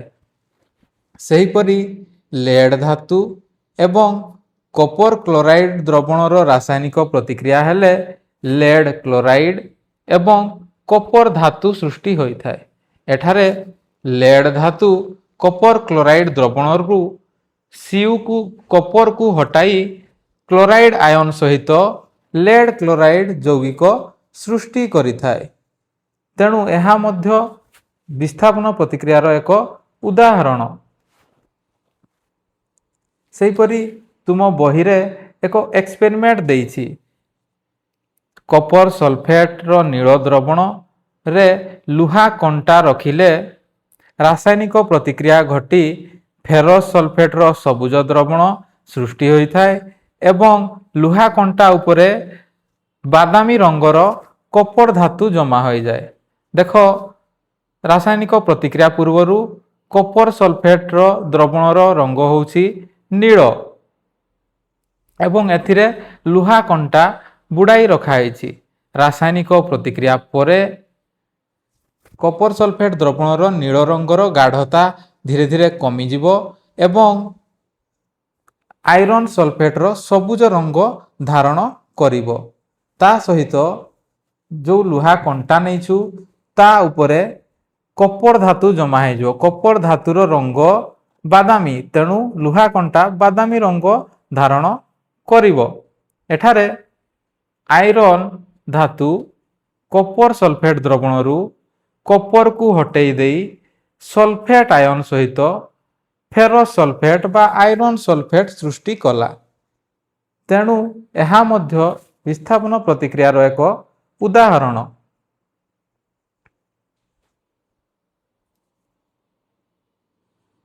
ପିଲାମାନେ, ସବୁ ଧାତୁ ଅନ୍ୟ ଧାତୁର ଦ୍ରବଣରୁ ତାକୁ ବିସ୍ଥାପନ କରିପାରେ ନାହିଁ। କେଉଁ ଧାତୁ କେଉଁ ଧାତୁକୁ ବିସ୍ଥାପନ କରିପାରିବ ତାହା ସେହି ଦୁଇ ଧାତୁର ପ୍ରତିକ୍ରିୟାଶୀଳତା ଉପରେ ନିର୍ଭର କରେ, ଅର୍ଥାତ୍ ସେମାନେ କେତେ ଭଲ ଭାବରେ କେତେ ଶୀଘ୍ର ରାସାୟନିକ ପ୍ରତିକ୍ରିୟା କରିଥାନ୍ତି ତା ଉପରେ ନିର୍ଭର କରେ। ଉଦାହରଣ ମାଧ୍ୟମରେ ବୁଝିବା। ଯଦି ଆମେ ଜିଙ୍କ ଧାତୁ ଏବଂ କପର ସଲଫେଟ୍ର ଦ୍ରବଣ ନେବା, ତେବେ ରାସାୟନିକ ପ୍ରତିକ୍ରିୟା ଘଟି ଜିଙ୍କ ସଲଫେଟ୍ ଏବଂ କପର ଧାତୁ ଉତ୍ପନ୍ନ ହୋଇଥାଏ। ଏଠାରେ ଜିଙ୍କ ଧାତୁ କପର ସଲଫେଟ୍ରୁ କପରକୁ ହଟାଇ ଦେଇ ସଲଫେଟ୍ ଆୟନ ନେଇ ଜିଙ୍କ୍ ସଲଫେଟ୍ ସୃଷ୍ଟି କରୁଛି। ତେଣୁ ଜିଙ୍କ୍ କପରକୁ ବିସ୍ଥାପନ କରିପାରୁଛି। କିନ୍ତୁ ଯଦି ଆମେ କପର ଧାତୁ ନେବା ଏବଂ ଜିଙ୍କ୍ ସଲଫେଟ୍ ଦ୍ରବଣ ନେବା ତେବେ କୌଣସି ରାସାୟନିକ ପ୍ରତିକ୍ରିୟା ହେବ ନାହିଁ। ଏହାର କାରଣ ହେଉଛି କପର ଜିଙ୍କ୍କୁ ତାହାର ଦ୍ରବଣରୁ ବିସ୍ଥାପନ କରିପାରେ ନାହିଁ। ଅଧିକ ପ୍ରତିକ୍ରିୟାଶୀଳ ଧାତୁ ହିଁ କମ୍ ପ୍ରତିକ୍ରିୟାଶୀଳ ଧାତୁକୁ ତାହାର ଦ୍ରବଣରୁ ବିସ୍ଥାପିତ କରିପାରେ। ଅର୍ଥାତ୍ ଯେଉଁ ଧାତୁ ଭଲ ଭାବରେ ରାସାୟନିକ ପ୍ରତିକ୍ରିୟା କରୁଥିବ, ଜୋରରେ ଶୀଘ୍ର ରାସାୟନିକ ପ୍ରତିକ୍ରିୟା କରୁଥିବ, ଅଧିକ ଆକ୍ଟିଭ ଥିବ, ତାହା କମ୍ ପ୍ରତିକ୍ରିୟାଶୀଳ ଧାତୁରୁ ତାହାର ଦ୍ରବଣରୁ ତାକୁ ବିସ୍ଥାପିତ କରିପାରିବ। ଏଇ ଯେଉଁ ଆମେ ଉଦାହରଣ ଦେଖିଲେ ଏଥିରେ ଜିଙ୍କ୍ ଧାତୁ ହେଲା ଅଧିକ ପ୍ରତିକ୍ରିୟାଶୀଳ ଧାତୁ, ତାହା ବେଶୀ ଆକ୍ଟିଭ। କପର ଧାତୁ ହେଲା କମ୍ ପ୍ରତିକ୍ରିୟାଶୀଳ ଧାତୁ, ତାହା କମ୍ ଆକ୍ଟିଭ। ତେଣୁ ଅଧିକ ପ୍ରତିକ୍ରିୟାଶୀଳ ଧାତୁ ଜିଙ୍କ୍, କମ୍ ପ୍ରତିକ୍ରିୟାଶୀଳ ଧାତୁ କପରକୁ ବିସ୍ଥାପିତ କରିପାରେ। କିନ୍ତୁ କମ୍ ପ୍ରତିକ୍ରିୟାଶୀଳ ଧାତୁ କପର ଅଧିକ ପ୍ରତିକ୍ରିୟାଶୀଳ ଧାତୁ ଜିଙ୍କ୍କୁ ବିସ୍ଥାପିତ କରିପାରେ ନାହିଁ। ତେଣୁ ଯିଏ ବେଶୀ ଆକ୍ଟିଭ ଥିବ ସିଏ ଇନ୍ଆକ୍ଟିଭ ବା ପେସିଭ ଧାତୁକୁ ପ୍ରତିକ୍ରିୟା କରି ବିସ୍ଥାପନ କରିଦେବ ତା ଦ୍ରବଣରୁ। କେଉଁ ଧାତୁ କେଉଁ ଧାତୁକୁ ବିସ୍ଥାପନ କରିପାରିବ ତାହା ଜାଣିବା ପାଇଁ ଆମକୁ ପ୍ରତିକ୍ରିୟାଶୀଳତାର ଅନୁକ୍ରମ ମନେ ରଖିବା ପାଇଁ ପଡ଼ିବ। ଅର୍ଥାତ୍ ଧାତୁମାନଙ୍କର ପ୍ରତିକ୍ରିୟାଶୀଳତାର ସିରିଏଲଟା କାହା ପରେ କିଏ ବେଶୀ ପ୍ରତିକ୍ରିୟାଶୀଳ, କିଏ କମ୍ ପ୍ରତିକ୍ରିୟାଶୀଳ, ଏଇଟା ତୁମର ଧାତୁ ଅଧାତୁ ଚାପ୍ଟରରେ ଅଛି। ଦେଖ ସବୁଠାରୁ ଉପରେ ଅଛି ପଟାସିୟମ ଧାତୁ, ଅର୍ଥାତ୍ ଏହା ସବୁଠାରୁ ଅଧିକ ପ୍ରତିକ୍ରିୟାଶୀଳ। ତାପରେ ସୋଡ଼ିୟମ, ତାପରେ କ୍ୟାଲସିୟମ, ତାପରେ ମାଗ୍ନେସିୟମ, ତାପରେ ଆଲୁମିନିୟମ, ତାପରେ ଜିଙ୍କ୍, ତାପରେ ଆଇରନ୍, ତାପରେ ଲେଡ୍, ତାପରେ ହାଇଡ୍ରୋଜେନ, ତାପରେ କପର, ତାପରେ ମର୍କ୍ୟୁରୀ, ତାପରେ ସିଲଭର, ତାପରେ ଗୋଲ୍ଡ। ଏଠି ହାଇଡ୍ରୋଜେନଟା ଗୋଟେ ଧାତୁ ନୁହଁ। ଉପରେ ଥିବା ଧାତୁ ଗୁଡ଼ିକ ଅଧିକ ପ୍ରତିକ୍ରିୟାଶୀଳ ଏବଂ ତଳ ପାର୍ଶ୍ୱରେ ଥିବା ଗୁଡ଼ିକ କମ୍ ପ୍ରତିକ୍ରିୟାଶୀଳ। ତେଣୁ ଉପରେ ଥିବା ଧାତୁ ତଳେ ଥିବା ଧାତୁକୁ ତାହାର ଦ୍ରବଣରୁ ବିସ୍ଥାପନ କରିପାରିବ, କିନ୍ତୁ ତଳେ ଥିବା ଧାତୁ ଉପରେ ଥିବା ଧାତୁକୁ ବିସ୍ଥାପନ କରିପାରିବ ନାହିଁ। ଦେଖ ଜିଙ୍କ୍ ଉପରେ ଅଛି, କପର ତଳେ ଅଛି। ତେଣୁ ଜିଙ୍କ୍ କପରକୁ ତାର ଦ୍ରବଣରୁ ବିସ୍ଥାପନ କରିପାରେ, କିନ୍ତୁ କପର ଯେହେତୁ ତଳେ ଅଛି କମ୍ ପ୍ରତିକ୍ରିୟାଶୀଳ, ତେଣୁ ଉପରେ ଥିବା ଅଧିକ ପ୍ରତିକ୍ରିୟାଶୀଳ ଜିଙ୍କ୍ ଧାତୁକୁ ତାର ଦ୍ରବଣରୁ ବିସ୍ଥାପନ କରିପାରେ ନାହିଁ।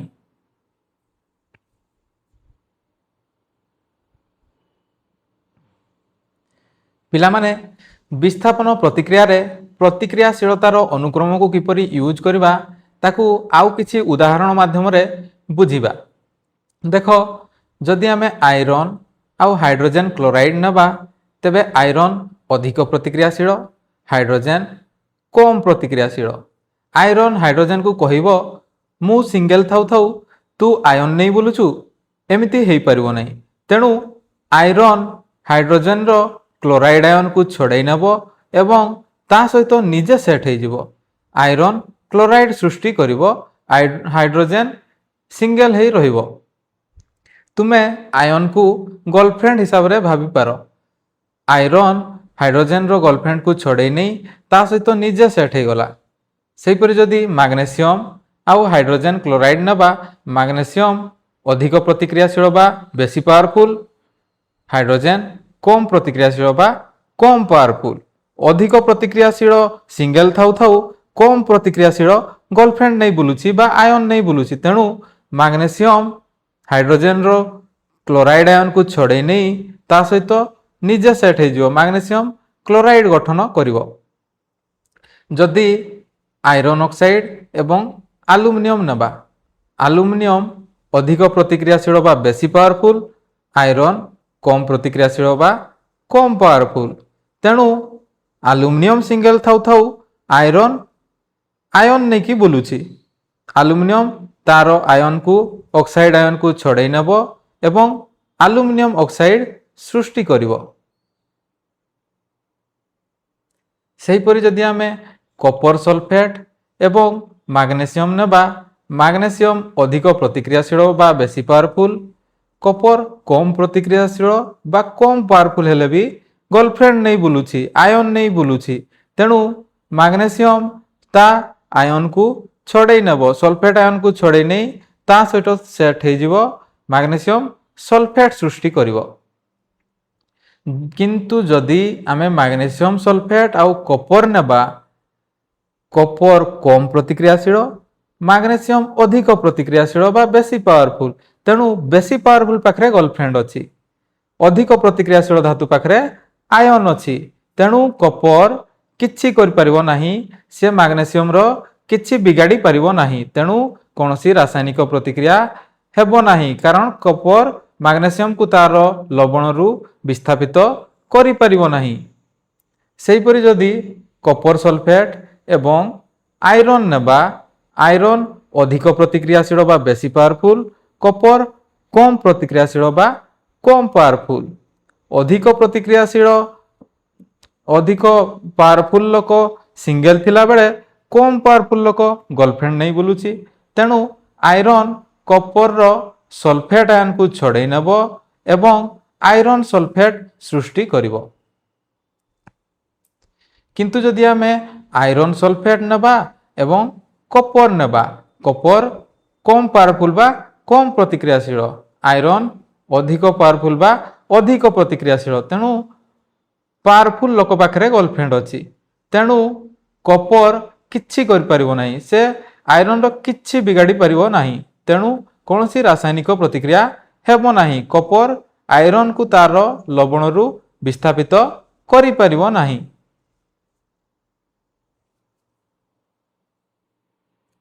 ତାପରେ ପଢ଼ିବା ଦ୍ୱୈତ ବିସ୍ଥାପନ ପ୍ରତିକ୍ରିୟା ବା ଡବଲ ଡିସପ୍ଲେସମେଣ୍ଟ ରିଏକ୍ସନ। ଏଥିରେ ଦୁଇଥର ବିସ୍ଥାପନ ପ୍ରତିକ୍ରିୟା ହୋଇଥାଏ, ତେଣୁ ଡବଲ ଡିସପ୍ଲେସମେଣ୍ଟ କୁହାଯାଏ। ଯେଉଁ ରାସାୟନିକ ପ୍ରତିକ୍ରିୟାରେ ଦୁଇଟି ପ୍ରତିକାରକ ମଧ୍ୟରେ ଆୟନର ବିନିମୟ ବା ଏକ୍ସଚେଞ୍ଜ ଘଟିଥାଏ, ସେହି ରାସାୟନିକ ପ୍ରତିକ୍ରିୟାକୁ ଦ୍ୱୈତ ବିସ୍ଥାପନ ପ୍ରତିକ୍ରିୟା କୁହାଯାଏ। ଅର୍ଥାତ୍ ପ୍ରତିକାରକ ମଧ୍ୟରେ ଆୟନର ଏକ୍ସଚେଞ୍ଜ ହେବ। ଦେଖ, AB ଗୋଟିଏ ଯୌଗିକ, CD ଗୋଟିଏ ଯୌଗିକ।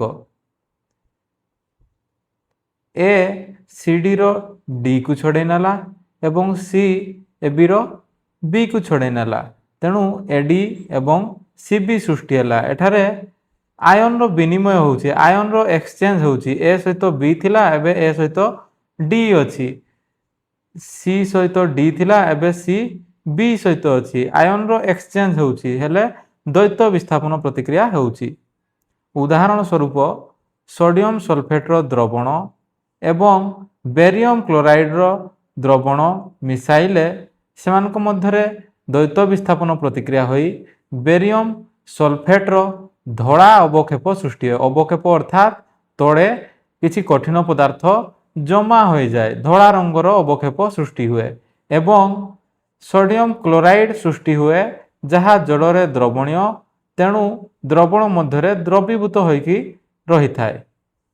ଦେଖ, ଏଠି ସୋଡ଼ିୟମ ବେରିୟମ କ୍ଲୋରାଇଡ୍ର କ୍ଲୋରାଇଡ୍ ଆୟନକୁ ଛଡ଼େଇ ନେଉଛି ଏବଂ ସୋଡ଼ିୟମ କ୍ଲୋରାଇଡ୍ ସୃଷ୍ଟି କରୁଛି।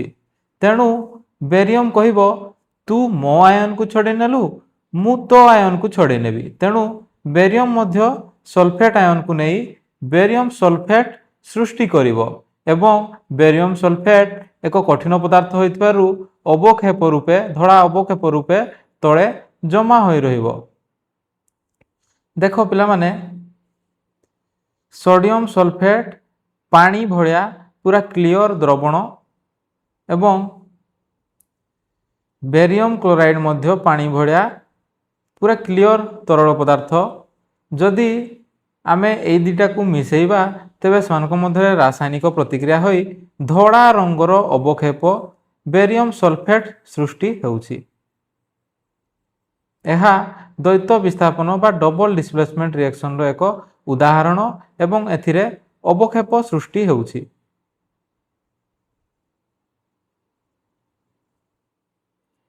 आमे देखिलु द्वैत विस्थापन प्रतिक्रिया रे अवक्षेप सृष्टि होइथाय अर्थात किसी कठिन उत्पाद सृष्टि होई तले जमा हो जाए।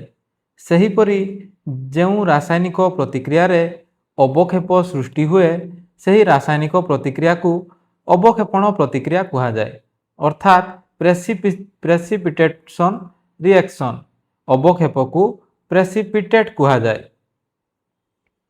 सोडियम सल्फेट रो जलीय द्रवण सहित बेरियम क्लोराइड रो जलीय द्रवण मिसाइले बेरियम सल्फेट रो धड़ा अवक्षेप सृष्टि हुए एवं सृष्टि होउथबा सोडियम क्लोराइड जल रे द्रवणीय होइथिबारु द्रवण मध्यरे द्रवीभूत होई रहे। अवक्षेपर चिन्ह होउछि तଳ आड़कू तीर चिन्ह। बेरियम सल्फेट गोटे धड़ा अवक्षेप देखुच एटा सोडियम सल्फेट भी जल भलिया गोटे क्लियर लिक्विड एवं बेरियम क्लोराइड मध्य जल भलिया क्लियर लिक्विड से दुई जन को मिसेले धड़ा अवक्षेप सृष्टि होछि बेरियम सल्फेट। सेहीपरि विषयर आरंभ रे आमे देखिथिलु लेड नाइट्रेट रो जलीय द्रवण एवं पोटासियम आयोडाइड रो जलीय द्रवण मिसाइले लेड आयोडाइड रो हलदिया अवक्षेप सृष्टि होउथिला एवं सृष्टि होउथबा पोटासियम नाइट्रेट जल रे द्रवणीय होइथबारु द्रवण रे द्रवीभूत होई रहुथिला। लेड नाइट्रेट जल भलिया क्लियर द्रवण एवं पोटासियम आयोडाइड मध्य जल भलिया क्लियर किंतु एई दुईटा को मिसई देले जो लेड आयोडाइड सृष्टि होउथिला हलदिया अवक्षेप सृष्टि करथिला हलदिया वर्णर किछि कठिन पदार्थ तळे जमा हो जाउथिला तेणु एहा मध्य एक अवक्षेपण प्रतिक्रिया।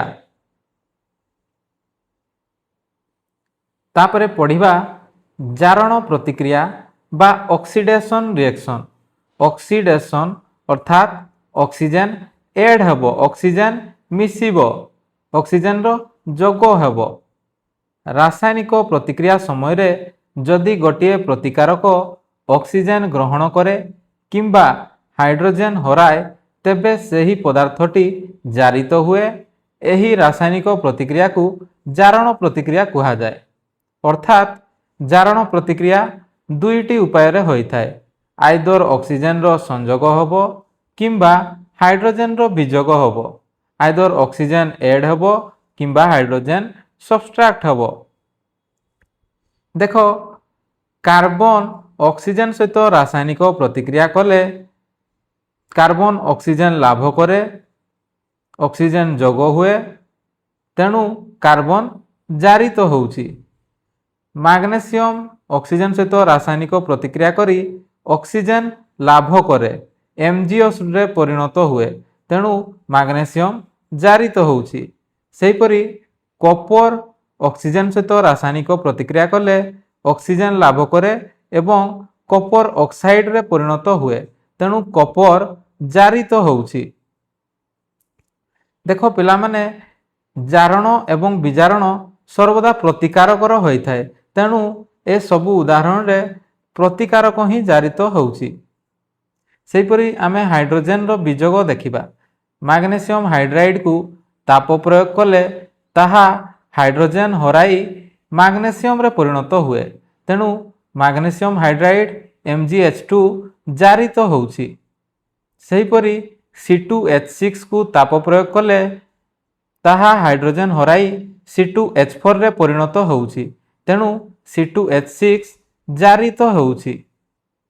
तेणु कोनोसी रासायनिक प्रतिक्रिया रे ऑक्सीजन रो संयोग किंबा हाइड्रोजन रो वियोग हेले ताकू जारण प्रतिक्रिया कुहा जाउछि। पिला माने मने रखिबा पई देखिबो जारणटा ऑक्सीडेशन अर्थात ऑक्सीजन एड हेबो ऑक्सीजन रो संयोग हेबो।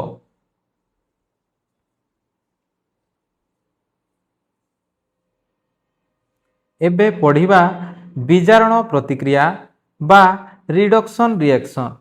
रिडक्शन अर्थात ह्रास पाइबा एई नाम गुड़िक ऑक्सीजन हिसाब रे दियाहिछि। ऑक्सीडेशन रिएक्शन अर्थात ऑक्सीजन एड हेबो बा ऑक्सीजन वृद्धि पाइबो बा ऑक्सीजन रो जोग हेबो।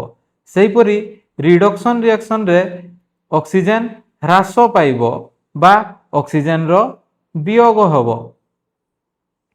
रासायनिक प्रतिक्रिया समय रे जदि गोटे प्रतिकारक ऑक्सीजन हराए किंबा हाइड्रोजन ग्रहण करे तेबे पदार्थटी विजारित हुए।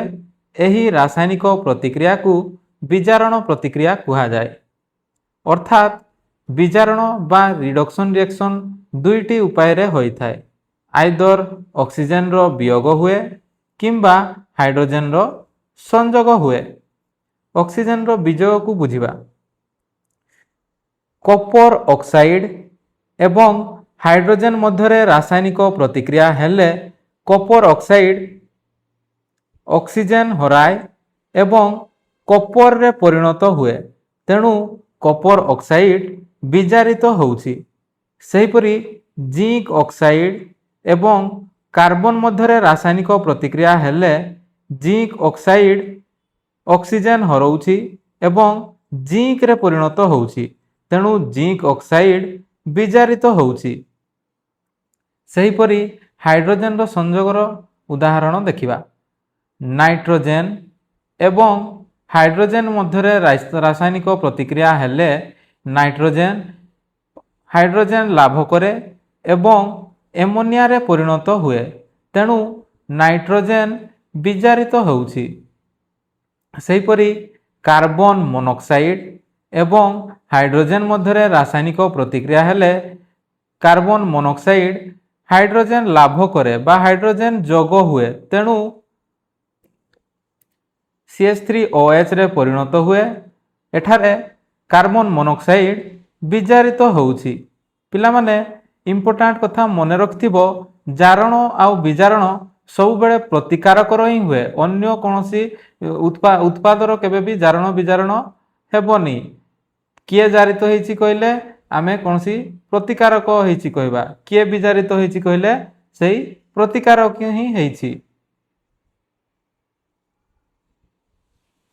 आमे प्रतिकारक माननकु नेई रिएक्शन स्टार्ट करथाउ। प्रतिकारक मानकर जारण किंबा विजारण घटी उत्पाद सृष्टि होई थाए।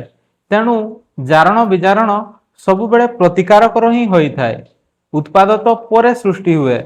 प्रतिकारकर जारण विजारण जोगु ही उत्पाद सृष्टि होई थाए। तेणु उत्पादर केबे भी जारण विजारण हुए नाही। जारण विजारण जोगु उत्पाद सृष्टि होई थाए। तापरे तुम बही रे गोटे एक्सपेरिमेंट देइछि जारण विजारण को बुझाइबा पाई।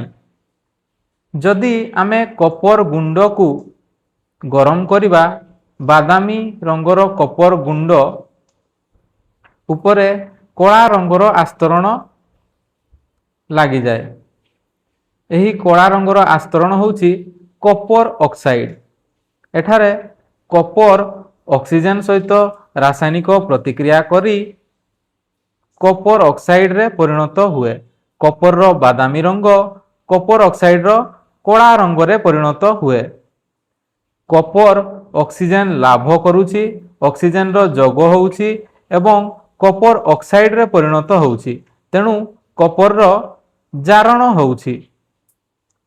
सेहिपरि आमे एही कला रंगर उत्तप्त कॉपर ऑक्साइड को जदि पुणी थरे हाइड्रोजन गैस प्रवाहित करैबा तेबे एही कला रंगर कॉपर ऑक्साइड विपरीत रासायनिक प्रतिक्रिया करी पुणी बादामी रंगर कॉपर धातु रे परिणत हेबो। कॉपर ऑक्साइड एवं हाइड्रोजन गैस मध्यरे रासायनिक प्रतिक्रिया घटी कॉपर एवं जल उत्पन्न होई थाए। कॉपर ऑक्साइड रो कला रंग बादामी रंग रे परिणत होई थाए। एठारे कॉपर ऑक्साइड ऑक्सीजन हरेई कॉपर रे परिणत होउछि। तेणु कॉपर ऑक्साइड रो विजारण होउछि।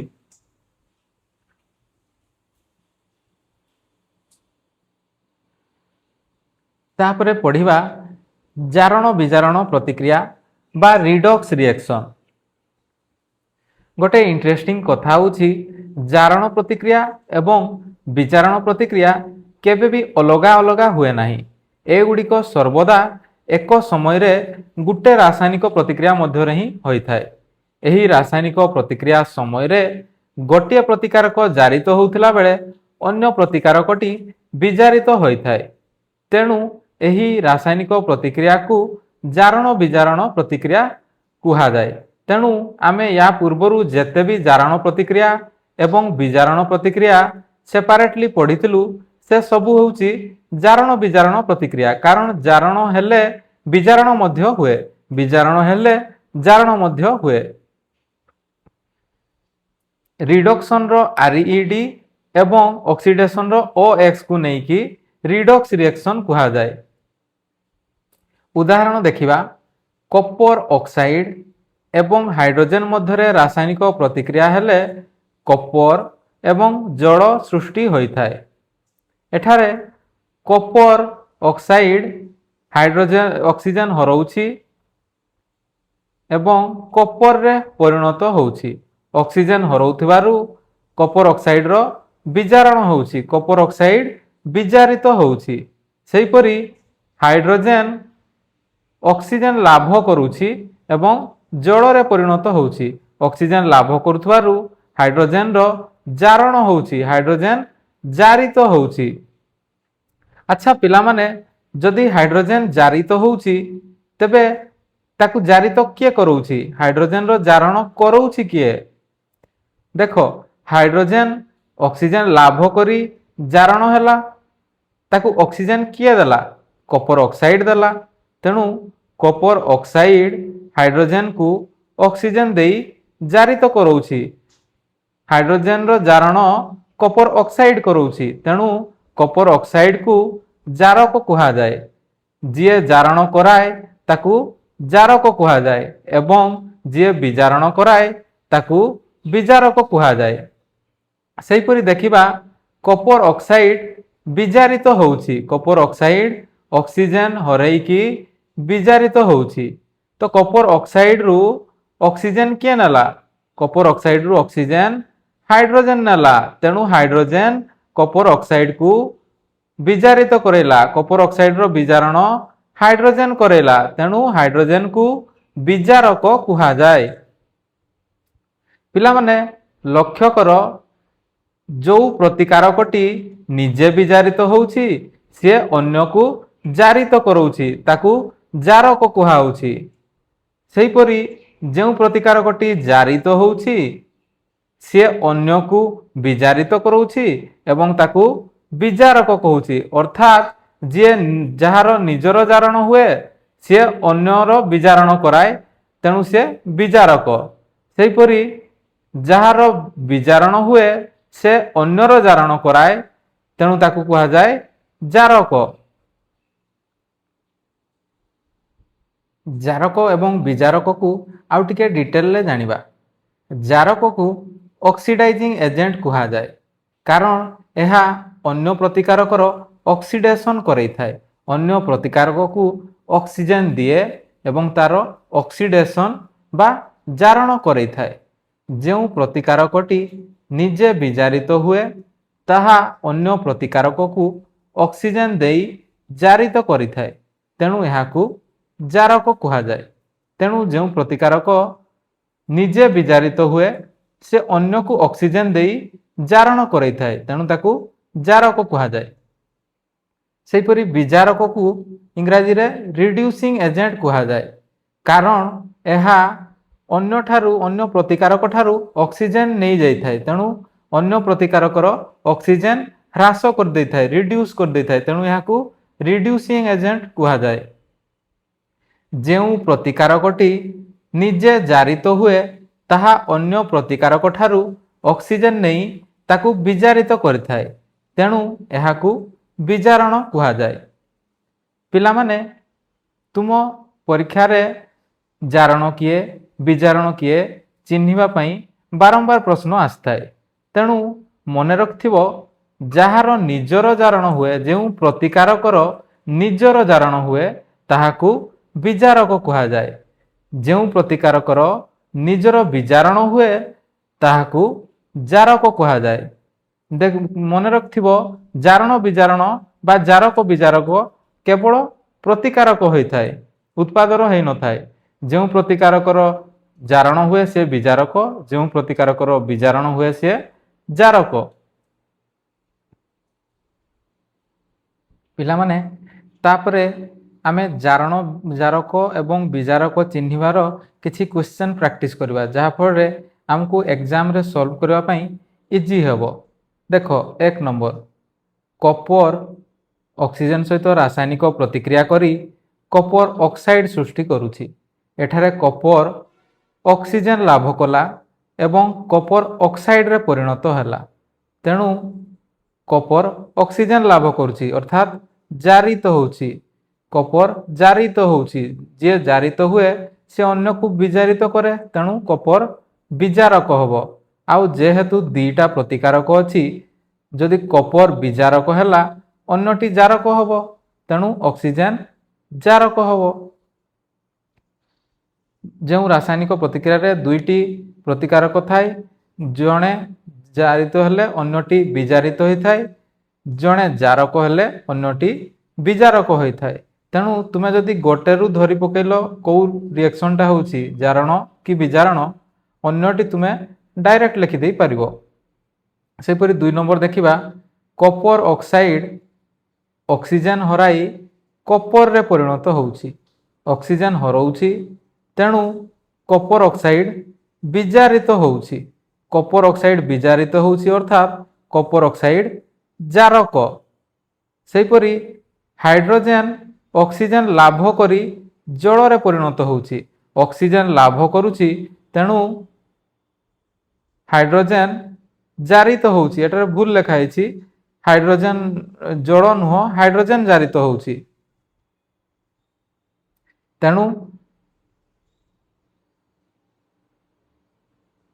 ତେଣୁ H2 ହେଉଛି ବିଜାରକ ଏବଂ CO ହେଉଛି ଜାରକ।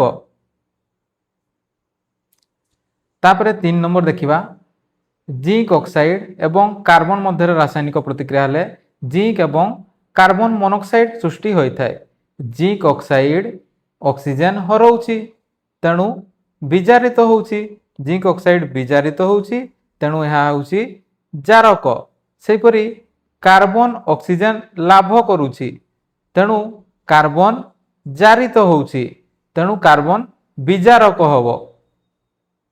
ସେହିପରି 4 ନମ୍ବରରେ MnO2 ଅକ୍ସିଜେନ ହରାଉଛି, ତେଣୁ ବିଜାରିତ ହେଉଛି, ତେଣୁ MnO2 ଟା ଜାରକ ହେବ।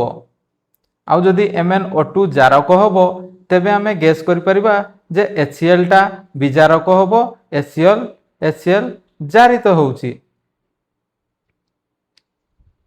ସେହିପରି 5 ନମ୍ବରରେ PbO ଏବଂ କାର୍ବନ ମଧ୍ୟରେ ରାସାୟନିକ ପ୍ରତିକ୍ରିୟା ହେଲେ Pb ଏବଂ CO2 ଉତ୍ପନ୍ନ ହୁଏ।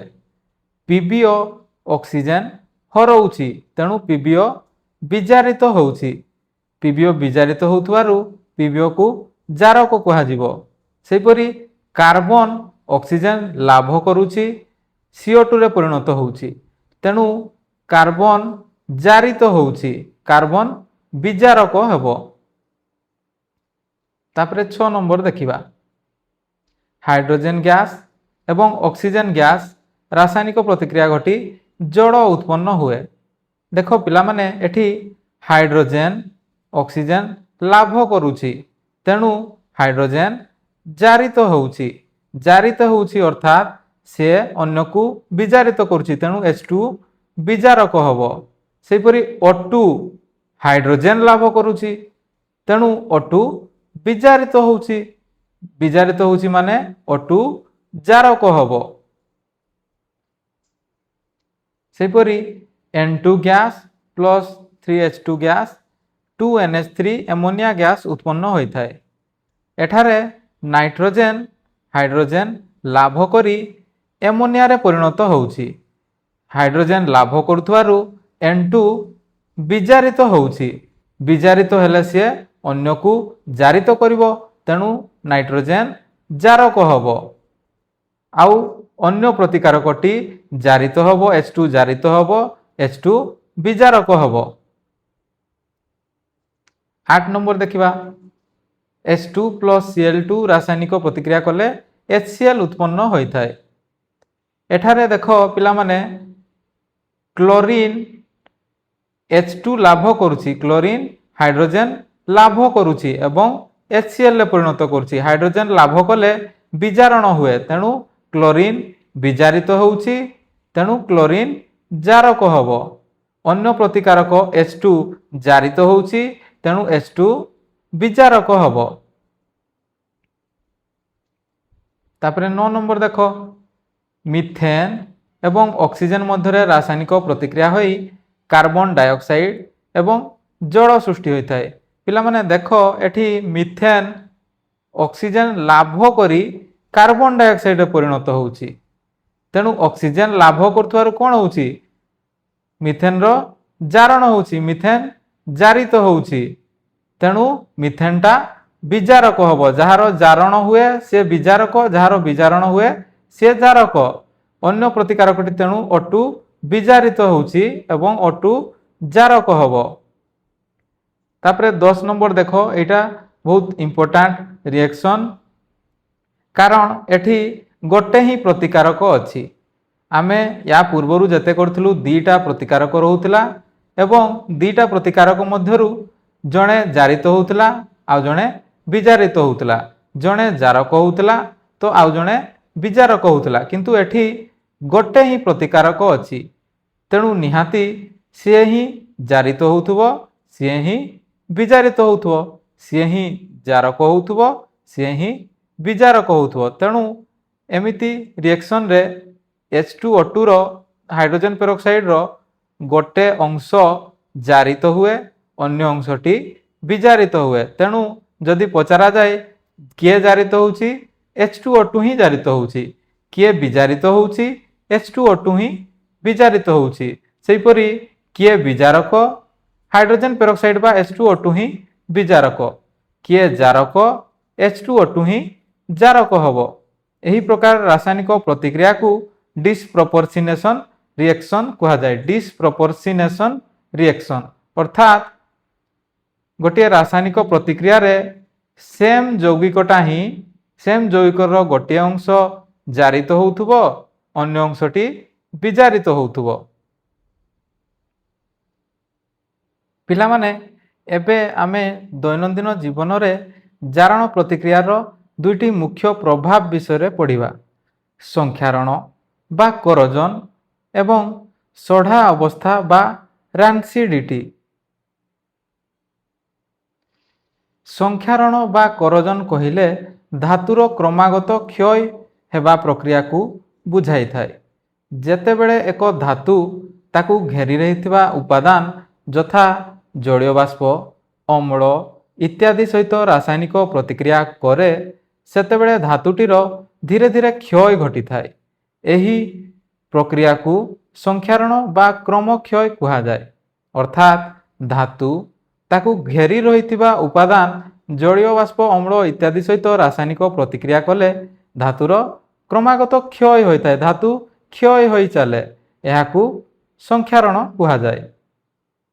संख्यारणर उदाहरण तुमे दैनंदिन जीवन में लक्ष्य करथिबो लुहारे लोहित बादामी रंगर कलंकी लगी थाए एही कलंकीर रासायनिक नाम होउछि आयरन ऑक्साइड बा फेरिक ऑक्साइड Fe2O3 सेहिपरि रूपा उपरे कला रंगर आस्तरण लगी थाए एही कला रंगर आस्तरण हेउछि सिल्वर सल्फाइड बा Ag2S तंबा उपरे सबुज रंगर आस्तरण देखा जाए एही सबुज रंगर आस्तरण हेउछि कॉपर कार्बोनेट CuCO3 देख लुहा कंटा उपरे कलंकी लगिले लोहित बादामी कलर रो हे जाउछि फेरिक ऑक्साइड बा आयरन ऑक्साइड लगी जाउछि सेहिपरि रूपा उपरे रूपा क्षय हेले रूपा उपरे कला रंगर आस्तरण लगी जाउछि जहा सिल्वर सल्फाइड सेहिपरि तंबार जिनिस उपरे तंबा क्षय हेले सबुज रंगर आस्तरण सृष्टि हुए जहा कॉपर कार्बोनेट बा CuCO3 संख्यारण एक गुरुतर समस्या कारण धातुर क्षय घटी थाए तेणु संख्यारण हेतु मोटर गाड़ी पोलो ଲୁହାବାଡ଼, ଜାହାଜ ଏବଂ ଧାତୁ ନିର୍ମିତ ବସ୍ତୁ, ବିଶେଷ କରି ଲୌହ ନିର୍ମିତ ବସ୍ତୁଗୁଡ଼ିକର କ୍ଷୟ ଘଟିଥାଏ। ନଷ୍ଟ ହୋଇଯାଇଥିବା ଲୁହା ଜିନିଷଗୁଡ଼ିକୁ ବଦଳାଇବା ପାଇଁ ପ୍ରତିବର୍ଷ ପ୍ରଚୁର ଅର୍ଥ ବ୍ୟୟ ହୋଇଥାଏ। ପିଲାମାନେ ତାପରେ ପଢ଼ିବା ସଢ଼ା ଅବସ୍ଥା ବା ରାନ୍ସିଡିଟି। ବହୁତ ଦିନ ଧରି ରହିଯାଇଥିବା ଚର୍ବି ଓ ତେଲ ବାୟୁ ସଂସ୍ପର୍ଶରେ ଆସି ଜାରିତ ହୁଏ, ଫଳରେ ତାର ସ୍ୱାଦ ଓ ଗନ୍ଧ ବଦଳିଯାଏ। ତହିଁରୁ ରହଣିଆ ଗନ୍ଧ ବାହାରୁଛି ବୋଲି ଆମେ କହୁ। ଏହାକୁ ସଢ଼ା ଅବସ୍ଥା କୁହାଯାଏ। ଅର୍ଥାତ୍ ଚର୍ବି ଆଉ ତେଲ ଥିବା ଖାଦ୍ୟ ପଦାର୍ଥ ଯଦି ବାହାରେ ରହେ, ତେବେ ବାୟୁ ସଂସ୍ପର୍ଶରେ ଆସିଲେ ବାୟୁରେ ଥିବା ଅକ୍ସିଜେନ୍ ସହିତ ରାସାୟନିକ ପ୍ରତିକ୍ରିୟା କରି ଜାରିତ ହୋଇଯାଏ। ଫଳରେ ତାର ସ୍ମେଲ୍ ଏବଂ ଟେଷ୍ଟ ଚେଞ୍ଜ ହୋଇଯାଏ, ଖାଦ୍ୟ ପଦାର୍ଥ ବାସିଯାଏ। ଏହାକୁ ସଢ଼ା ଅବସ୍ଥା କୁହାଯାଏ। ଟେଷ୍ଟ ଖରାପ ହୋଇଯାଏ, ଗନ୍ଧ ମଧ୍ୟ ଖରାପ ଗନ୍ଧ ବାହାରେ। ଖାଦ୍ୟ ପଦାର୍ଥରେ ଯେଉଁ ପଦାର୍ଥ ମିଶେଇକି ଜାରଣକୁ ନିରୋଧ କରାଯାଏ ତାହାକୁ ପ୍ରତିଜାରକ କୁହାଯାଏ ବା ଆଣ୍ଟିଅକ୍ସିଡାଣ୍ଟ। ଆଣ୍ଟିଅକ୍ସିଡାଣ୍ଟ ଜାରଣକୁ ନିରୋଧ କରେ, ଜାରଣକୁ ରୋକେ, ତେଣୁ ତାକୁ ପ୍ରତିଜାରକ କୁହାଯାଏ। ଖାଦ୍ୟ ସାମଗ୍ରୀରେ ସାଧାରଣତଃ ପ୍ରତିଜାରକକୁ ମିଶାଇ ଖାଦ୍ୟ ସାମଗ୍ରୀକୁ ବହୁତ ଦିନ ପର୍ଯ୍ୟନ୍ତ ସଂରକ୍ଷଣ କରାଯାଏ। ସେହିପରି ବାୟୁରୋଧୀ ପାତ୍ରରେ ମଧ୍ୟ ଖାଦ୍ୟ ରଖିଲେ ଜାରଣ ପ୍ରକ୍ରିୟା ମନ୍ଥର ହୋଇଥାଏ, ଫଳରେ ସେଗୁଡ଼ିକ ସଂରକ୍ଷଣ ସହଜ ହୁଏ। ବାୟୁରୋଧୀ ପାତ୍ର ବା ଏୟାରଟାଇଟ୍ କଣ୍ଟେନର, ସେଥିରେ ଲିମିଟେଡ୍ ଏୟାର ଥାଏ, ବାହାରୁ ଏୟାର ପଶିପାରିବ ନାହିଁ। ତେଣୁ ବାୟୁ ପଶି ନ ପାରିଲେ ଅକ୍ସିଜେନ୍ ମଧ୍ୟ ପଶିପାରିବ ନାହିଁ। ଅକ୍ସିଜେନ୍ ଯଦି ନହେଲା ଜାରଣ ପ୍ରକ୍ରିୟା ମନ୍ଥର ହେବ, ତେଣୁ ସଂରକ୍ଷଣ ସହଜ ହେବ। ସେହିପରି ଜାରଣକୁ ପ୍ରତିହତ କରିବା ପାଇଁ ଚିପ୍ସ ଖୋଳ ମଧ୍ୟରେ ନାଇଟ୍ରୋଜେନ୍ ଗ୍ୟାସ୍ ପୁରା ଯାଇଥାଏ। ଆମେ ଜାଣିଛୁ ଜାରଣ ପାଇଁ ଅକ୍ସିଜେନ୍ ଗ୍ୟାସ୍ ଆବଶ୍ୟକ। ଯଦି ଆମେ ନର୍ମାଲ ବାୟୁ ପୁରେଇବା, ସେଥିରେ 21% ଅକ୍ସିଜେନ୍ ଗ୍ୟାସ୍ ଥାଏ, ତେଣୁ ଜାରଣ ହୋଇଯିବ। ତେଣୁ ନାଇଟ୍ରୋଜେନ୍ ଗ୍ୟାସ୍ ରଖିଲେ, କେବଳ ନାଇଟ୍ରୋଜେନ୍ ଗ୍ୟାସ୍ ପୁରେଇଲେ ସେଥିରେ ଜାରଣ ହେଇପାରେ ନାହିଁ। ପିଲାମାନେ, ୟା ସହିତ ଆମର ପ୍ରଥମ ବିଷୟ କମ୍ପ୍ଲିଟ୍ ହେଲା। ୟା ପରେ ଆମେ MCQ ପ୍ରାକ୍ଟିସ୍ କରିବା ନେକ୍ସଟ କ୍ଲାସ୍ରେ। ଏହି କ୍ଲାସ୍ ନୋଟ୍ର PDF ପିନ୍ଡ କମେଣ୍ଟ ସେକ୍ସନରେ ମିଳିବ। ଧନ୍ୟବାଦ।